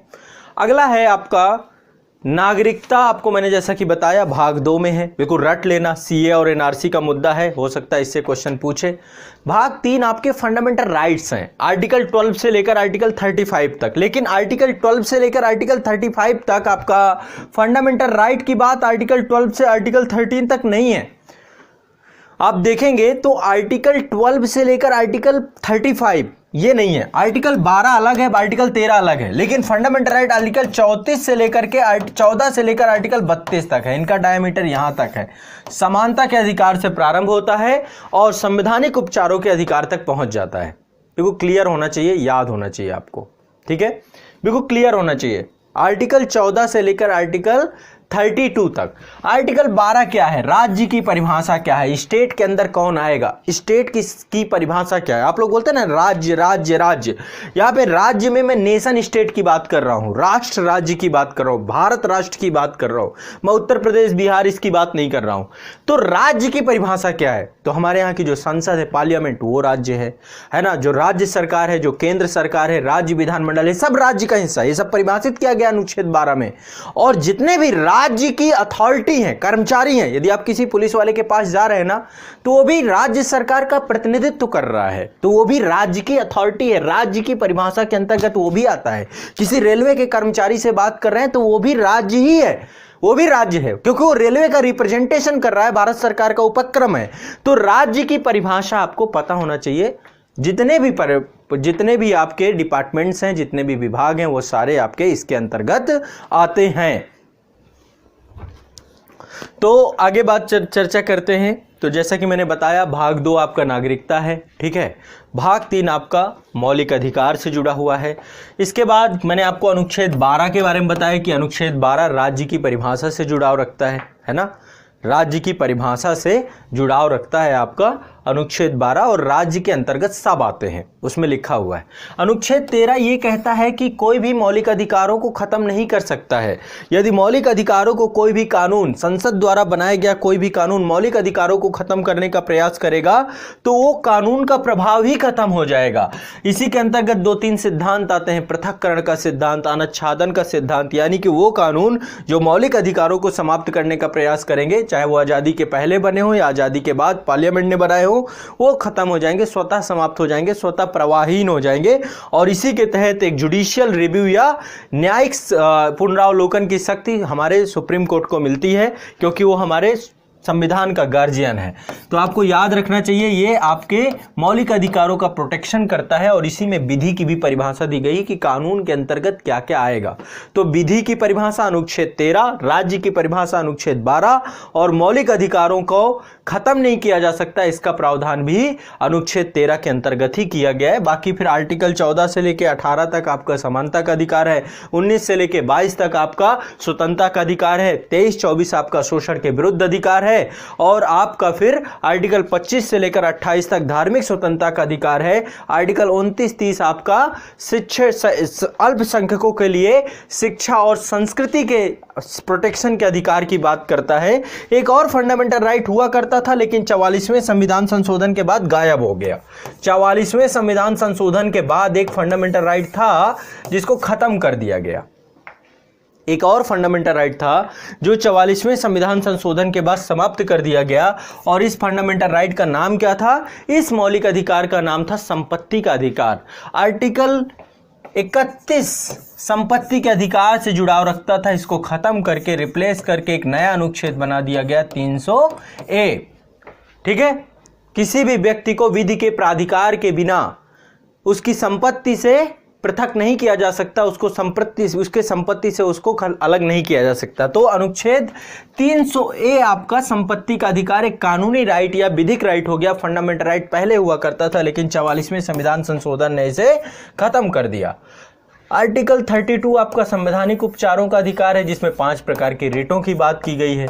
बंदी प्रत्यक्षीकरण, अधिकार परीक्षा, परमादेश, उत्प्रेषण और प्रतिषेध, ये 5 प्रकार के रिटें हैं। आर्टिकल 33, आर्टिकल 34, आर्टिकल 33 बात करता है जो सशस्त्र बल है हमारे देश के, सशस्त्र बल हैं, गुप्तचर विभाग है, उसको फंडामेंटल राइट नहीं मिलेगा। क्यों? देश के अनुशासन को ध्यान में रखते हुए, देश के, चूंकि ये बहुत सेंसिटिव और संवेदनशील देश की सुरक्षा से जुड़ी हुई एजेंसियां हैं, तो ये इनके मौलिक अधिकारों की बात नहीं हो सकती है, और इनके लिए इनके खुद के ही कानून है, उसके तहत ही इनके अधिकारों को प्रोटेक्ट किया जाएगा। तो आर्टिकल 33 आपके सशस्त्र बलों से जुड़ा हुआ है। आर्टिकल 34 आपके किसी भी क्षेत्र में यदि मार्शल लॉ लगता है, सेना का कानून लगता है, तो उस क्षेत्र के मौलिक अधिकारों को किस हद तक खत्म किया जा सकता है उसकी बात करता है। और आर्टिकल 35 बात करता है कि पार्लियामेंट जो है आपकी संसद मौलिक अधिकारों को लागू कराने के एवज में बहुत सारे कानून बना सकती है और कानून पारित करके मौलिक अधिकारों को लगा सकती है। तो ये आपको याद होनी चाहिए। बहुत आसान है, कुछ नहीं है बच्चों, कुछ भी नहीं है, बस आपको अपने देश के संविधान से प्यार है तो आपको याद हो जाएगा। इसको याद करने जैसी कोई चीज़ होनी ही नहीं चाहिए। तो भाग 3 आपका फंडामेंटल राइट है, ठीक है। भाग 2 आपका नागरिकता था। आगे बात करते हैं, एक अनुच्छेद 323A है, इसको याद कर लो, ये बहुत बार पूछता है। 323A, देखो मैं क्लिक करके रैंडमली आ गया एक नए आर्टिकल पे। 323A आपका प्रशासनिक अधिकरण से जुड़ा हुआ, किससे जुड़ा हुआ है? प्रशासनिक अधिकरण, इससे जुड़ा हुआ है, इसको बोलते हैं कैट। इसके तहत ही बहुत सारे ट्रिब्यूनल्स हैं। ये आपका जो है कैट जो है वो आपका जो केंद्रीय प्रशासनिक न्याय अधिकरण के तौर पे इसको जाना जाता है। दिल्ली में जब प्रशासन में कभी जाओगे आप लोग तो कैट में ही आपका जितना भी कार्य होगा, तो बहुत सारे हैं इसमें। प्रशासनिक न्यायाधिकरण है, तो जो आपका कह सकते हैं कि जो संघ लोक सेवा आयोग है उसके बाद ही आपका ये आर्टिकल चालू हो जाते हैं। ये भाग 14A में आता है ये आर्टिकल आपका। तो आपको 323A कभी भूलना नहीं चाहिए, प्रशासनिक अधिकरणों से जुड़ा हुआ है, बिल्कुल क्लियर याद होना चाहिए। अनुच्छेद 323A क्या है?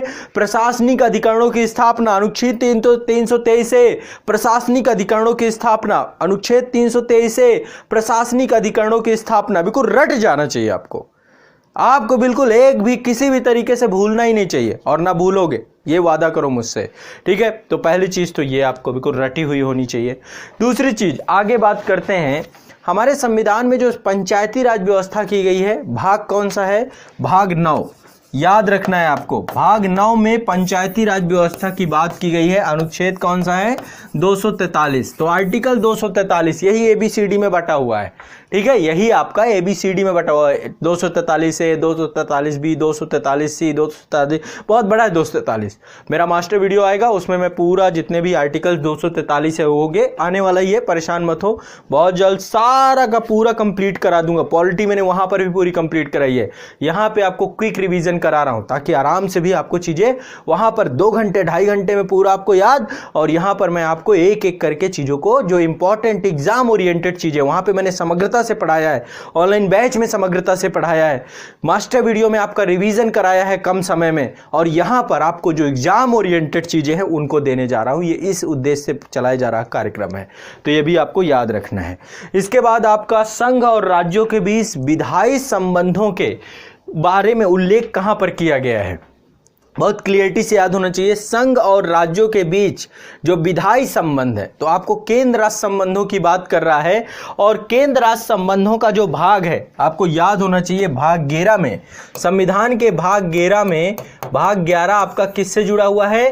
केंद्र राज्य संबंध से। भारतीय संविधान का अनुच्छेद 200 देखो, भाग 9 आपका जुड़ता है, भाग 10 आपका अनुसूचित जाति अनुसूचित जनजातियों से जुड़ता है, भाग 11 जो आपका है ये आपका केंद्र राज्य संबंध है, केंद्र राज्य संबंध। याद कर लो आप, आज के बाद नहीं भूलना चाहिए। भारतीय संविधान का भाग 11, भारतीय संविधान का भाग 11 अनुच्छेद 245 से शुरुआत होती है।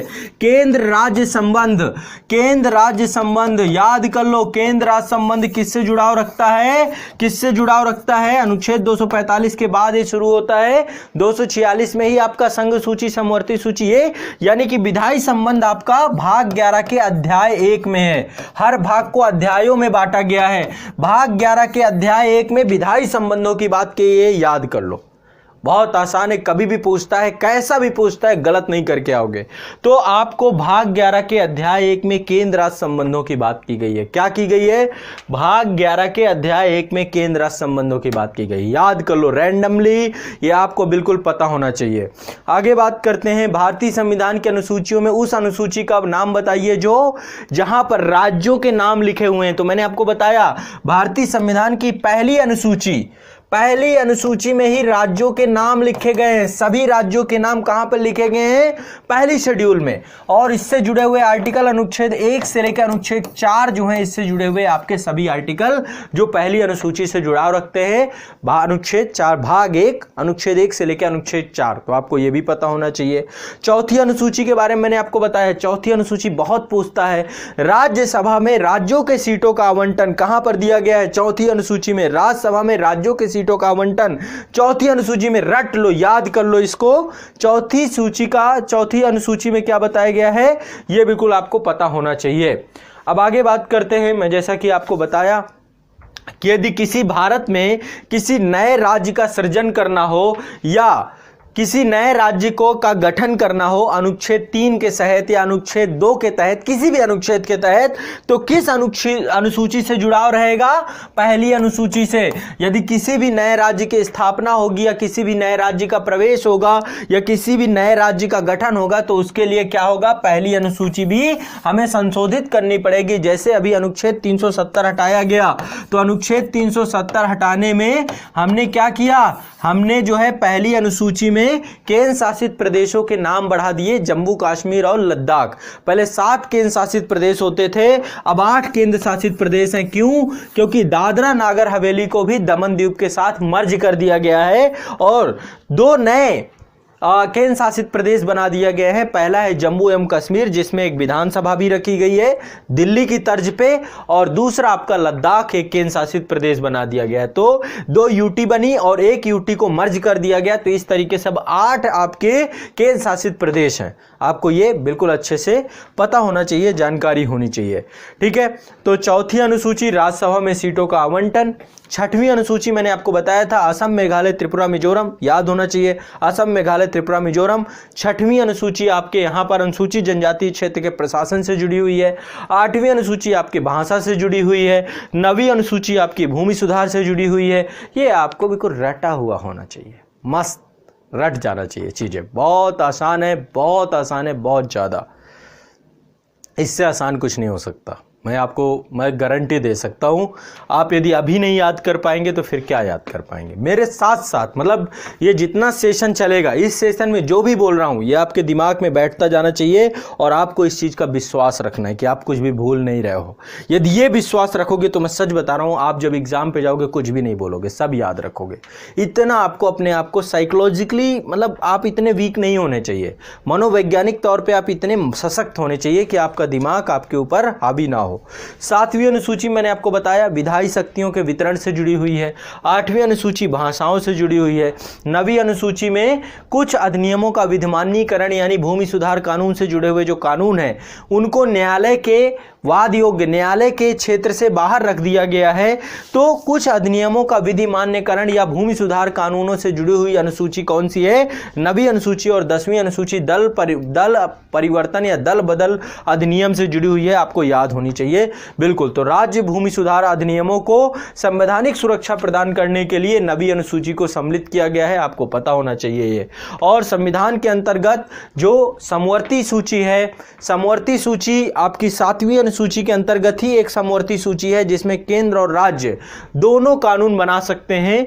और जो आर्थिक योजना है, जो प्लानिंग की बात है, यह भी आपका समवर्ती सूची का ही एक विषय है, आपको पता होना चाहिए। समवर्ती सूची में कई विषय हैं, जैसे विद्युत, विद्युत किसका मामला है? समवर्ती सूची का विषय है। शिक्षा, शिक्षा समवर्ती सूची का विषय है, यानी विद्युत के मामले में, शिक्षा के मामले में, आर्थिक योजनाओं के मामले में, या फिर जनसंख्या नियंत्रण और परिवार नियोजन। कुछ विषय आप याद कर लीजिए समवर्ती सूची के, कुछ विषय आप याद कर लीजिए। पहला है शिक्षा। शिक्षा यह आपका 86वां संविधान संशोधन हुआ था। पहले यह राज्य सूची का विषय होता था, लेकिन राज्य शिक्षा के क्षेत्र में इतनी व्यापक उन्नति नहीं कर पाए, तो ऐसे में क्या किया गया? शिक्षा को समवर्ती सूची का विषय बना दिया गया। और समवर्ती सूची में केंद्र और राज्य दोनों कानून बना सकते हैं। क्या कर सकते हैं? केंद्र और राज्य दोनों कानून बना सकते हैं। यदि किसी मामले पर केंद्र सरकार ने कानून बना दिया है तो केंद्र सरकार का कानून ही ज्यादा प्रभावी होगा, ना कि राज्य सरकार का। ध्यान रखना इस बात को। इसमें केंद्र सरकार को प्राथमिकता दी गई है, जो कि संघीय ढांचे के खिलाफ है। तो पहला आपका है शिक्षा, ठीक। दूसरा है आपका जनसंख्या नियंत्रण और परिवार नियोजन। जनसंख्या नियंत्रण और परिवार नियोजन भी समवर्ती सूची का विषय है। ये पूछे गए क्वेश्चन है, खूब पूछे गए हैं ये। जनसंख्या नियंत्रण एवं परिवार नियोजन, एवं परिवार नियोजन किसका विषय है? समवर्ती सूची का। परिवार नियोजन ये किसका विषय है? समवर्ती सूची का। आपको पता होना चाहिए किसका विषय है? समवर्ती सूची का। इसके बाद आपका शिक्षा, मैंने आपको जैसा कि बताया 42वें संविधान संशोधन के द्वारा जो है इसको, शिक्षा को तो 86वां संविधान संशोधन हुआ था, या माफ करिएगा, इसमें 42वां नहीं है आपका, इसमें शिक्षा जो है ये आपका 46वें संविधान संशोधन के द्वारा इसको किया गया था। इसके अलावा समवर्ती सूची का एक विषय और है वन, विद्युत। विद्युत भी आपका समवर्ती सूची का विषय है। और समवर्ती सूची के कुछ विषय हैं जैसे कि आर्थिक योजना या प्लानिंग, आर्थिक योजना ये भी समवर्ती सूची का विषय है, ठीक है। तो आपको समवर्ती सूची से कई क्वेश्चन पूछता है ये लगातार, आप लोगों को कंफ्यूज नहीं होना है। आपको थोड़ा सा एक और चीज याद रखिएगा, स्वास्थ्य। स्वास्थ्य राज्य सूची का विषय है। स्वास्थ्य राज्यों के, अब समवर्ती सूची का मतलब यह है कि जिसमें केंद्र और राज्य दोनों कानून बनाते हैं, दोनों इनको प्रभावी करने का प्रयास करते हैं, और स्वास्थ्य जो है केवल राज्य सरकारों के अंतर्गत है। याद रखना है, ये स्वास्थ्य आपका कहां पर है? राज्य सरकारों को विषय है, ये राज्य सूची का विषय है। स्वास्थ्य कहेगा है राज्य सूची का विषय। स्वास्थ्य किसका विषय है? राज्य सूची का विषय है। लेकिन सेंट्रल गवर्नमेंट में एक मिनिस्ट्री है स्वास्थ्य मंत्रालय, उसकी गाइडलाइंस जो होती हैं वो प्रभावी होती है। जैसे अभी कोविड-19 था, तो ऐसे में तो फिर स्वास्थ्य यदि केवल राज्य का विषय होता तो फिर केंद्र का कोई लेकिन गाइडलाइन एक रेगुलेटरी बॉडी के तौर पे हमारे यहाँ पे हेल्थ मिनिस्ट्री बनाई गई है। लेकिन राज्य की कानून, उससे जुड़े हुए जो फंडिंग है, सारा काम किसका होता है? आपका राज्य सूची के विषय में होता है। लेकिन इसको लेके बहुत सारी डिबेट हुई। जब संविधान निर्माता बैठे थे, संविधान बना रहे थे, तो उन्होंने भी ये बात कही कि हमें स्वास्थ्य को केंद्र सरकार को देना चाहिए। लेकिन देश की आर्थिक स्थिति ऐसी नहीं थी कि केंद्र सरकार को स्वास्थ्य का विषय दिया जाता। लेकिन अब धीरे धीरे केंद्र सरकार ने अपने स्तर पर भी स्वास्थ्य पे बड़े स्तर का कार्य किया है, और आज देश स्वास्थ्य के स्तर पे आप देखिए कि हमारे यहाँ पे जो मृत्यु दर है बहुत कम हुई है। जनसंख्या लगातार बढ़ रही है, जन्म दर बढ़ रही है, और मृत्यु दर कम होना ये दिखाता है कि हमारे यहाँ पे स्वास्थ्य सुविधाएं बड़े स्तर पे बढ़ी हैं, ठीक है। तो आपको याद होना चाहिए, जन स्वास्थ्य आपका किससे जुड़ा हुआ है? जन स्वास्थ्य आपका किससे जुड़ा हुआ है? राज्य सूची से जुड़ा हुआ विषय है। जन स्वास्थ्य किससे जुड़ा हुआ है? राज्य सूची से। जन स्वास्थ्य किससे जुड़ा हुआ है? राज्य सूची से। जन स्वास्थ्य किससे जुड़ा हुआ है? राज्य सूची से। बिल्कुल याद कर लेना, रट लेना है आपको, इसमें कुछ सोचना नहीं है। एक और विषय है, अभी देखिएगा 21 आपकी जनगणना 2021 में होगी ना, 2011 के बाद, तो जनगणना विषय केंद्र सरकार का है। जनगणना विषय आपका केंद्र सरकार का है। किसका है? जनगणना विषय आपका केंद्र सरकार का है। संघ सूची का विषय आपका जनगणना है, आपको पता होना चाहिए। इसके बाद आपका जो पुलिस और सार्वजनिक व्यवस्था या कानून व्यवस्था है, पुलिस या कानून व्यवस्था, ये याद रखना है। पुलिस और कानून व्यवस्था, लॉ एंड ऑर्डर मेंटेन करने की जिम्मेदारी किसकी है? राज्य सरकारों की। पुलिस आती है राज्य सरकारों में, पुलिस आती है राज्य सरकारों में। आंतरिक सुरक्षा आपकी केंद्र सरकार का विषय है। यदि देश की आंतरिक सुरक्षा, इंटरनल सिक्योरिटी आपकी होम मिनिस्ट्री के अंतर्गत ये पूरा का पूरा बनाया गया और इसके लिए सशस्त्र बलों की संरचना की गई है। ठीक है, रक्षा का विषय आपका है, ये भी आपका केंद्र सरकार का विषय है। इसी के लिए रक्षा मंत्रालय बनाया गया है, जो कि पूरा का पूरा देश की रक्षा, सुरक्षा और सीमाई प्रबंधन का कार्य करता है। इंटरनल सिक्योरिटी होम मिनिस्ट्री के अंतर्गत आती है और ये आपका केंद्र सरकार का विषय है। तो रक्षा, जनगणना, आंतरिक सुरक्षा ये केंद्र के विषय है। पुलिस, कानून व्यवस्था ये आपका किससे है? स्वास्थ्य, पुलिस, कानून व्यवस्था ये विषय आपके कौन है? ये राज्य सूची के विषय हैं। ये आपको इसलिए याद होना चाहिए, ये पूछता है, मैं इसीलिए केवल यही विषय बता रहा हूं। जो पूछता है वो मैं आपको बताऊंगा। इसके अलावा और क्या है? दो आपके अपशिष्ट विषय भी हैं। पहला है साइबर क्राइम, साइबर अपराध आपका किससे जुड़ा हुआ है? साइबर अपराध आपका जुड़ा हुआ है, ये आपका अपशिष्ट विषय है, ना केंद्र सूची में है, ना संघ, ना राज्य सूची में है, ना समवर्ती सूची में। ऐसे ही अंतरिक्ष अनुसंधान, स्पेस रिसर्च, ये भी किससे जुड़ा हुआ? अपशिष्ट सूची, यानी कि ना तो संघ सूची में है, ना तो राज्य सूची में है, ना तो आपका वो समवर्ती सूची में है। तो ऐसे विषय किसके पास होंगे? संसद के पास होंगे, केंद्र के पास होंगे। केंद्र ऐसे विषयों पे कानून बना पाएगा। अपशिष्ट सूची हमारी केंद्र सरकार के पास है। तो ये भी आपको याद रखना चाहिए कि कुछ विषय ऐसे हैं जो अपशिष्ट के अंतर्गत आते हैं। ठीक है, क्लियर रखना है आपको। ये बहुत आसान है, बहुत ज़्यादा कठिन नहीं है। यदि आप इसे सुनेंगे तो आपको चीज़ें आसानी से याद हो जाएंगी। ठीक है, चलिए आगे और भी बात करते हैं। संघ सूची के अंतर्गत आपका और कुछ विषय हैं जो पूछे जाते हैं लगातार। जनगणना आपका संघ सूची में आता है। बीमा, बैंकिंग, ये भी याद कर लो अभी। बीमा और बैंकिंग आपका संघ सूची का विषय है। बीमा और बैंकिंग ये दोनों विषय आपके संघ सूची के। तभी आप देखेंगे बैंकों का निजीकरण, बैंकों का विलयकरण, ये सब काम कौन कर रहा है? केंद्र सरकार कर रही है। बीमा और बैंकिंग और जनगणना ये सारे विषय आपके किसके हैं? केंद्र सरकार के। रक्षा, आंतरिक सुरक्षा ये विषय केंद्र सरकार के हैं।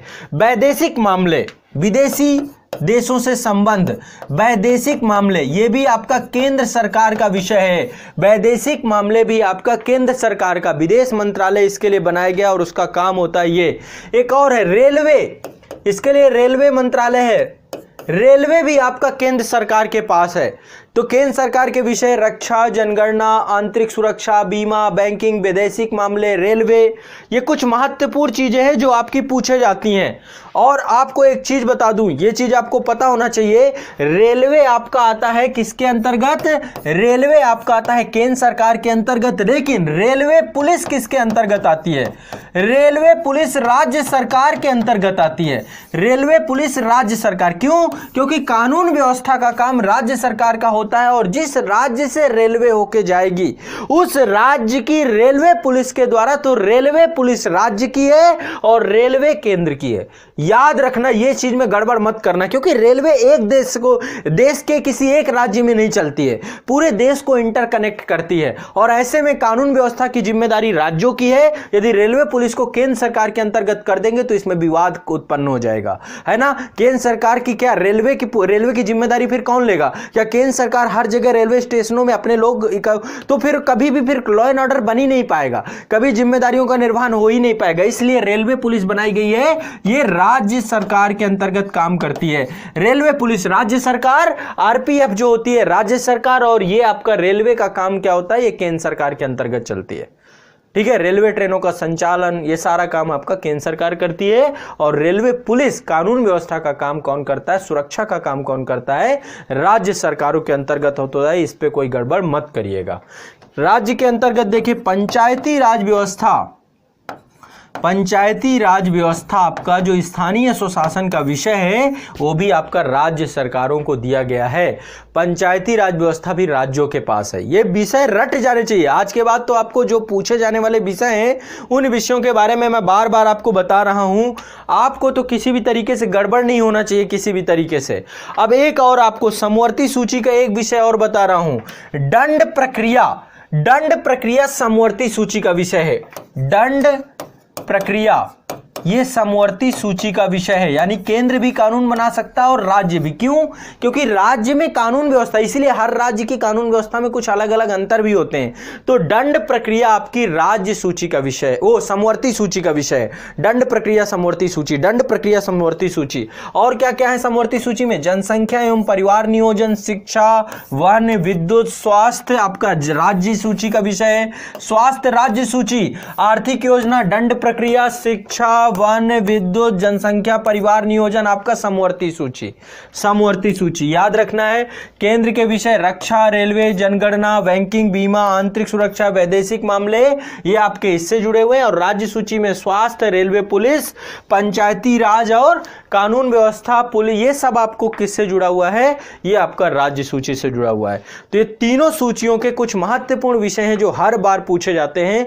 कुछ और हैं, जैसे कि बहुत सारे शुल्क और कर लगाने की बात है। आप जानते हैं ना, कर और शुल्क लगाने के लिए, जैसे आपको भाग 11 में ही वित्तीय संबंध दिए गए हैं। संविधान में वित्तीय संबंधों का उल्लेख भी किया गया है ना। अनुच्छेद 266 से शुरुआत हो जाती है। 266 से लेकर के फिर आर्टिकल बहुत आगे तक हैं। 280 में वित्त आयोग है, वो भी आपका इसी के अंतर्गत आता है। तो आपका कुछ में अधिकार राज्यों को दिया गया है। अब तो सभी जितने भी अप्रत्यक्ष कर है सब खत्म कर दिए गए। उसके लिए एक कर हो गया जीएसटी, है ना। जीएसटी वस्तु एवं सेवा कर, goods and services tax, GST लगा दिया गया। अब हर चीज में आईजीएसटी, सीजीएसटी और आपका, तो ये जो आपका 3 प्रकार का सीजीएसटी, सेंट्रल गवर्नमेंट का जीएसटी अलग, स्टेट गवर्नमेंट का जीएसटी अलग और इंटीग्रेटेड जीएसटी भी है। तो ये आपका जो है, ये सब आपका जितना भी आर्टिकल 239 ए में जीएसटी परिषद की, जीएसटी काउंसिल की बात की गई है ना। तो आपको याद होना चाहिए कि जो टैक्स वाला शुल्क लगाने का प्राधिकार है, ये सब कहां दिया गया? ये भी 7वीं अनुसूची में ही दिया गया है। कुछ राज्य सूची में विषय दिए गए हैं, कुछ केंद्र सूची, जो संघ सूची में कुछ विषय दिए गए हैं, ठीक है। और संविधान के भाग 11 में वित्तीय संबंध के अंतर्गत इनका जिक्र किया गया है। भूमि सुधार मैंने आपको बताया, भूमि सुधार का विषय भी, भूमि सुधार राज्य सूची के अंतर्गत आता है। भूमि सुधार का विषय भी राज्य सूची के अंतर्गत आता है। राज्य सूची, पुलिस, कानून व्यवस्था, पंचायती राज, रेलवे, पुलिस, स्वास्थ्य, भूमि सुधार, ठीक। भूमि सुधार कहां आता है? याद कर लो, ये पूछा जाएंगे चीजें, याद कर लो। कानून व्यवस्था, भूमि सुधार, रेलवे, पुलिस, पंचायती राज व्यवस्था, राज्य सूची। आज के बाद नहीं भूलना चाहिए ये। समवर्ती सूची मैंने याद करा दी, जो महत्वपूर्ण विषय है। केंद्र सूची के बारे में भी बता दिया और इसके चीजें में भी मैंने आपको बता दिया, ठीक है। इसके बाद मैंने आपको छठी अनुसूची के बारे में बताया था। ये तो 7वीं अनुसूची से जुड़े हुई कुछ बातें हो गई। छठी अनुसूची के बारे में मैंने बताया था कि 4 राज्यों को याद रखना है आपको छठी अनुसूची में। असम, मेघालय, त्रिपुरा, मिजोरम। बड़े बड़े अक्षरों से लिख रहा हूं, AMTM, कभी नहीं भूलना चाहिए। अब आज आप मेरे से पढ़ रहे हो, ये चीज कभी नहीं भूलना। असम, मेघालय, त्रिपुरा, मिजोरम, ये 4 राज्यों, 4 अनुसूचित जनजातीय क्षेत्रों का प्रशासन से जुड़ा हुआ प्रबंधन की बात 6वीं अनुसूची में की गई है। 6वीं अनुसूची के 4 राज्य रट लो, असम, मेघालय, त्रिपुरा, मिजोरम, असम, मेघालय, त्रिपुरा, मिजोरम, असम, मेघालय, त्रिपुरा, मिजोरम। याद रखना है, ये जनजातीय क्षेत्रों के प्रशासन से जुड़ा हुआ है। और जो 5वीं अनुसूची है, ये अनुसूचित जनजातियों के हितों से जुड़ा हुआ है, जो इन 4 राज्यों के अतिरिक्त हैं। तो 5वीं और छठी अनुसूची दोनों किससे जुड़ी हुई हैं? अनुसूचित जनजातियों के हितों से। अनुसूचित जनजातियों के हितों से जुड़ी हुई, अनुसूचित जनजातियों के प्रशासनिक और उनके संरक्षण से जुड़ी हुई अनुसूचियां 5वीं और छठी हैं। 5वीं अनुसूची में अन्य है इन 4 को छोड़ के, और छठी अनुसूची में इन चारों का। तो ये आपको याद रखना चाहिए, ठीक है। पंचायती राज व्यवस्था को संवैधानिक दर्जा दिया गया है अनुच्छेद 243 में, ये आपको याद रखना चाहिए। 243 रट जाना चाहिए। किससे जुड़ा हुआ है? पंचायती राज व्यवस्था को संवैधानिक दर्जा देने के लिए इसका विस्तार बहुत बड़ा है, ठीक है। और 11वीं अनुसूची और 12वीं अनुसूची भी इसी से जोड़ी गई है। आज के बाद 11वीं और 12वीं अनुसूची आपको नहीं भूलना चाहिए। अब मैं आपको एक जो है थोड़ा सा चर्चा करता हूं। एक अनुच्छेद है आपका, शायद आपको पता हो, 117, आर्टिकल 117 रट लो। देखो, अनुच्छेद 110 आपका धन विधेयक है। धन विधेयक के बारे में चर्चा की गई है सेंट्रल गवर्नमेंट में अनुच्छेद 110 में। अनुच्छेद 117 आपसे जुड़ाव किससे रखता है? वित्त विधेयक से, फाइनेंस बिल से। अनुच्छेद 117 आपका वित्त विधेयक है, फाइनेंस बिल है। फाइनेंस बिल दो कैटेगरी का होता है, श्रेणी ए, श्रेणी बी। आपका धन विधेयक आपका अनुच्छेद 110 में परिभाषा दी गई धन विधेयक की, तो आपको ध्यान रखना अनुच्छेद 117 वित्त विधेयक, अनुच्छेद 110 धन विधेयक। ये सब चीजें डिटेल में मैंने क्लासेस में खूब अच्छे से पढ़ाई हैं। इसके बाद अखिल भारतीय सेवाओं का प्रावधान कहाँ किया गया? इसमें बड़ा कंफ्यूज होते हो। ऑल इंडिया सर्विसेज के बारे में बात कहाँ की गई है? ऑल इंडिया सर्विसेज के बारे में बात की गई अनुच्छेद 312 में, रट लेना है आप। ऑल इंडिया अखिल भारतीय सेवाओं के बारे में, अखिल भारतीय न्यायिक सेवा के बारे में भी जिक्र किया गया है, जो अभी बनी नहीं है, आने वाले समय हो सकता है अखिल भारतीय न्यायिक सेवा बने। अखिल भारतीय सेवाएं वो सेवाएं होती है जिनकी नियुक्ति केंद्र सरकार के द्वारा की जाती है और जो पूरे देश के किसी भी हिस्से में सेवाएं दे सकती हैं, अखिल भारतीय सेवाएं। 3 सेवाएं अभी हैं, Indian administrative services IAS, Indian police services IPS और इंडियन फॉरेस्ट सर्विसेज IFOS। ठीक है, ये 3 सर्विसेज हैं जो आपकी ऑल इंडिया सर्विसेज के अंतर्गत आती हैं। इंडिया एडमिनिस्ट्रेटिव, भारतीय प्रशासनिक सेवा, भारतीय पुलिस सेवा और भारतीय वन सेवा, ये 3 सेवाएं ऑल इंडिया सर्विसेज के अंतर्गत आती हैं। अखिल भारतीय न्यायिक सेवा अभी बनी नहीं है, संविधान में जिक्र इसका किया गया अनुच्छेद 312 में। ऑल इंडिया सर्विसेज कौन बना सकता है? केवल राज्यसभा के संकल्प के द्वारा। ये राज्यसभा को इसके लिए स्पेशल पावर दी गई कि राज्यसभा में जब संकल्प पारित होगा तब ऑल इंडिया सर्विसेज का सृजन किया जा सकता है, नहीं तो नहीं किया जा सकता है। तो आपको यह भी पता होना चाहिए। ठीक, ये भी आपके लिए आपको जानकारी रखनी चाहिए। ठीक है, आगे बात करते हैं। अभी देखिए, मैं आपको सारे आर्टिकल आज याद कराता हूं, बहुत सारे आर्टिकल भर की बात करके जा रहा हूं। काफ़ी आर्टिकल आज आपको याद करा दूंगा, काफ़ी चीज़ें आपको याद हो गई होंगी। 312 all India services, 312 all India services, 312 all India services याद कर लेना है। आगे बात करते हैं आर्टिकल 324, आर्टिकल 3 to 4, ये निर्वाचन आयोग से जुड़ा हुआ है, निर्वाचन आयोग से। अब चूंकि हम 324 की बात कर रहे हैं तो 326 की बात भी कर लो। अनुच्छेद 326 वयस्क मताधिकार से जुड़ा हुआ है। किससे जुड़ा हुआ है? वयस्क मताधिकार से जुड़ा हुआ है। और चूंकि मताधिकार की बात कर रहे हैं तो उम्र 18 साल अभी है इसकी, और ये एक आपका कैसा राइट है? ये एक आपका कानूनी राइट है, ये आपका एक वैधानिक राइट है, ये संविधानिक राइट नहीं है। मताधिकार आपका कॉन्स्टिट्यूशनल राइट ना होकर के आपका कानूनी और अधिकार है, विधि के अधिकार है। ये आपको याद कर लेना चाहिए। ठीक है, तो ये आपको बिल्कुल याद होना चाहिए। इसके बाद अनुच्छेद 39A, अनुच्छेद 39A समान न्याय एवं निःशुल्क विधिक सहायता को लेकर के चर्चा की गई है। समान न्याय और निःशुल्क विधिक सहायता की बात कहाँ की गई है? ये नीति निर्देशक तत्वों में चर्चा की गई है। 39A में आपका चर्चा की गई है, समान न्याय एवं निःशुल्क विधिक सहायता की चर्चा की गई है। ठीक है, अनुच्छेद 39A याद कर लो, समान न्याय एवं निःशुल्क विधिक सहायता, समान न्याय एवं निःशुल्क विधिक सहायता, ये आपका जो है चर्चा की गई है। कहां पर? ये की गई है राज्य के नीति निर्देशक तत्व में। ठीक है, तो चलिए फिर आज के लिए इतना ही रखते हैं। अभी बहुत सारे आर्टिकल हैं जो मैं आपको आने वाले सेशंस में याद कराऊंगा। ये वो आर्टिकल्स होंगे जो आपके पूरे एग्जाम में पूछे जाएंगे। जितना कुछ भी बता जा रहा हूं ये सारी चीजें पूछी जा चुकी हैं। आप पेपर्स उलट के देखेंगे तो ये चीजें मिलेंगी, इसलिए इनको मेरी क्लास के साथ साथ याद करते जाना है। कल के सेशन में फिर मिलूंगा, फिर याद कराऊंगा आपको। मैं आपको आने वाले 10 सेशन में पॉलिटी के उन सभी टॉपिकों को, उन सभी फैक्चुअल डेटा को, तथ्यात्मक जानकारी को जो पूछी जा चुकी है पूरी याद करा दूंगा। ठीक है, तो बस इन सबको बस 2 बार 3 बार 4 बार रिपीट करके देखना है, फिर आपको कोई दिक्कत नहीं होगी। ठीक, ये मेरी जिम्मेदारी। चलिए, बहुत बहुत शुक्रिया, धन्यवाद।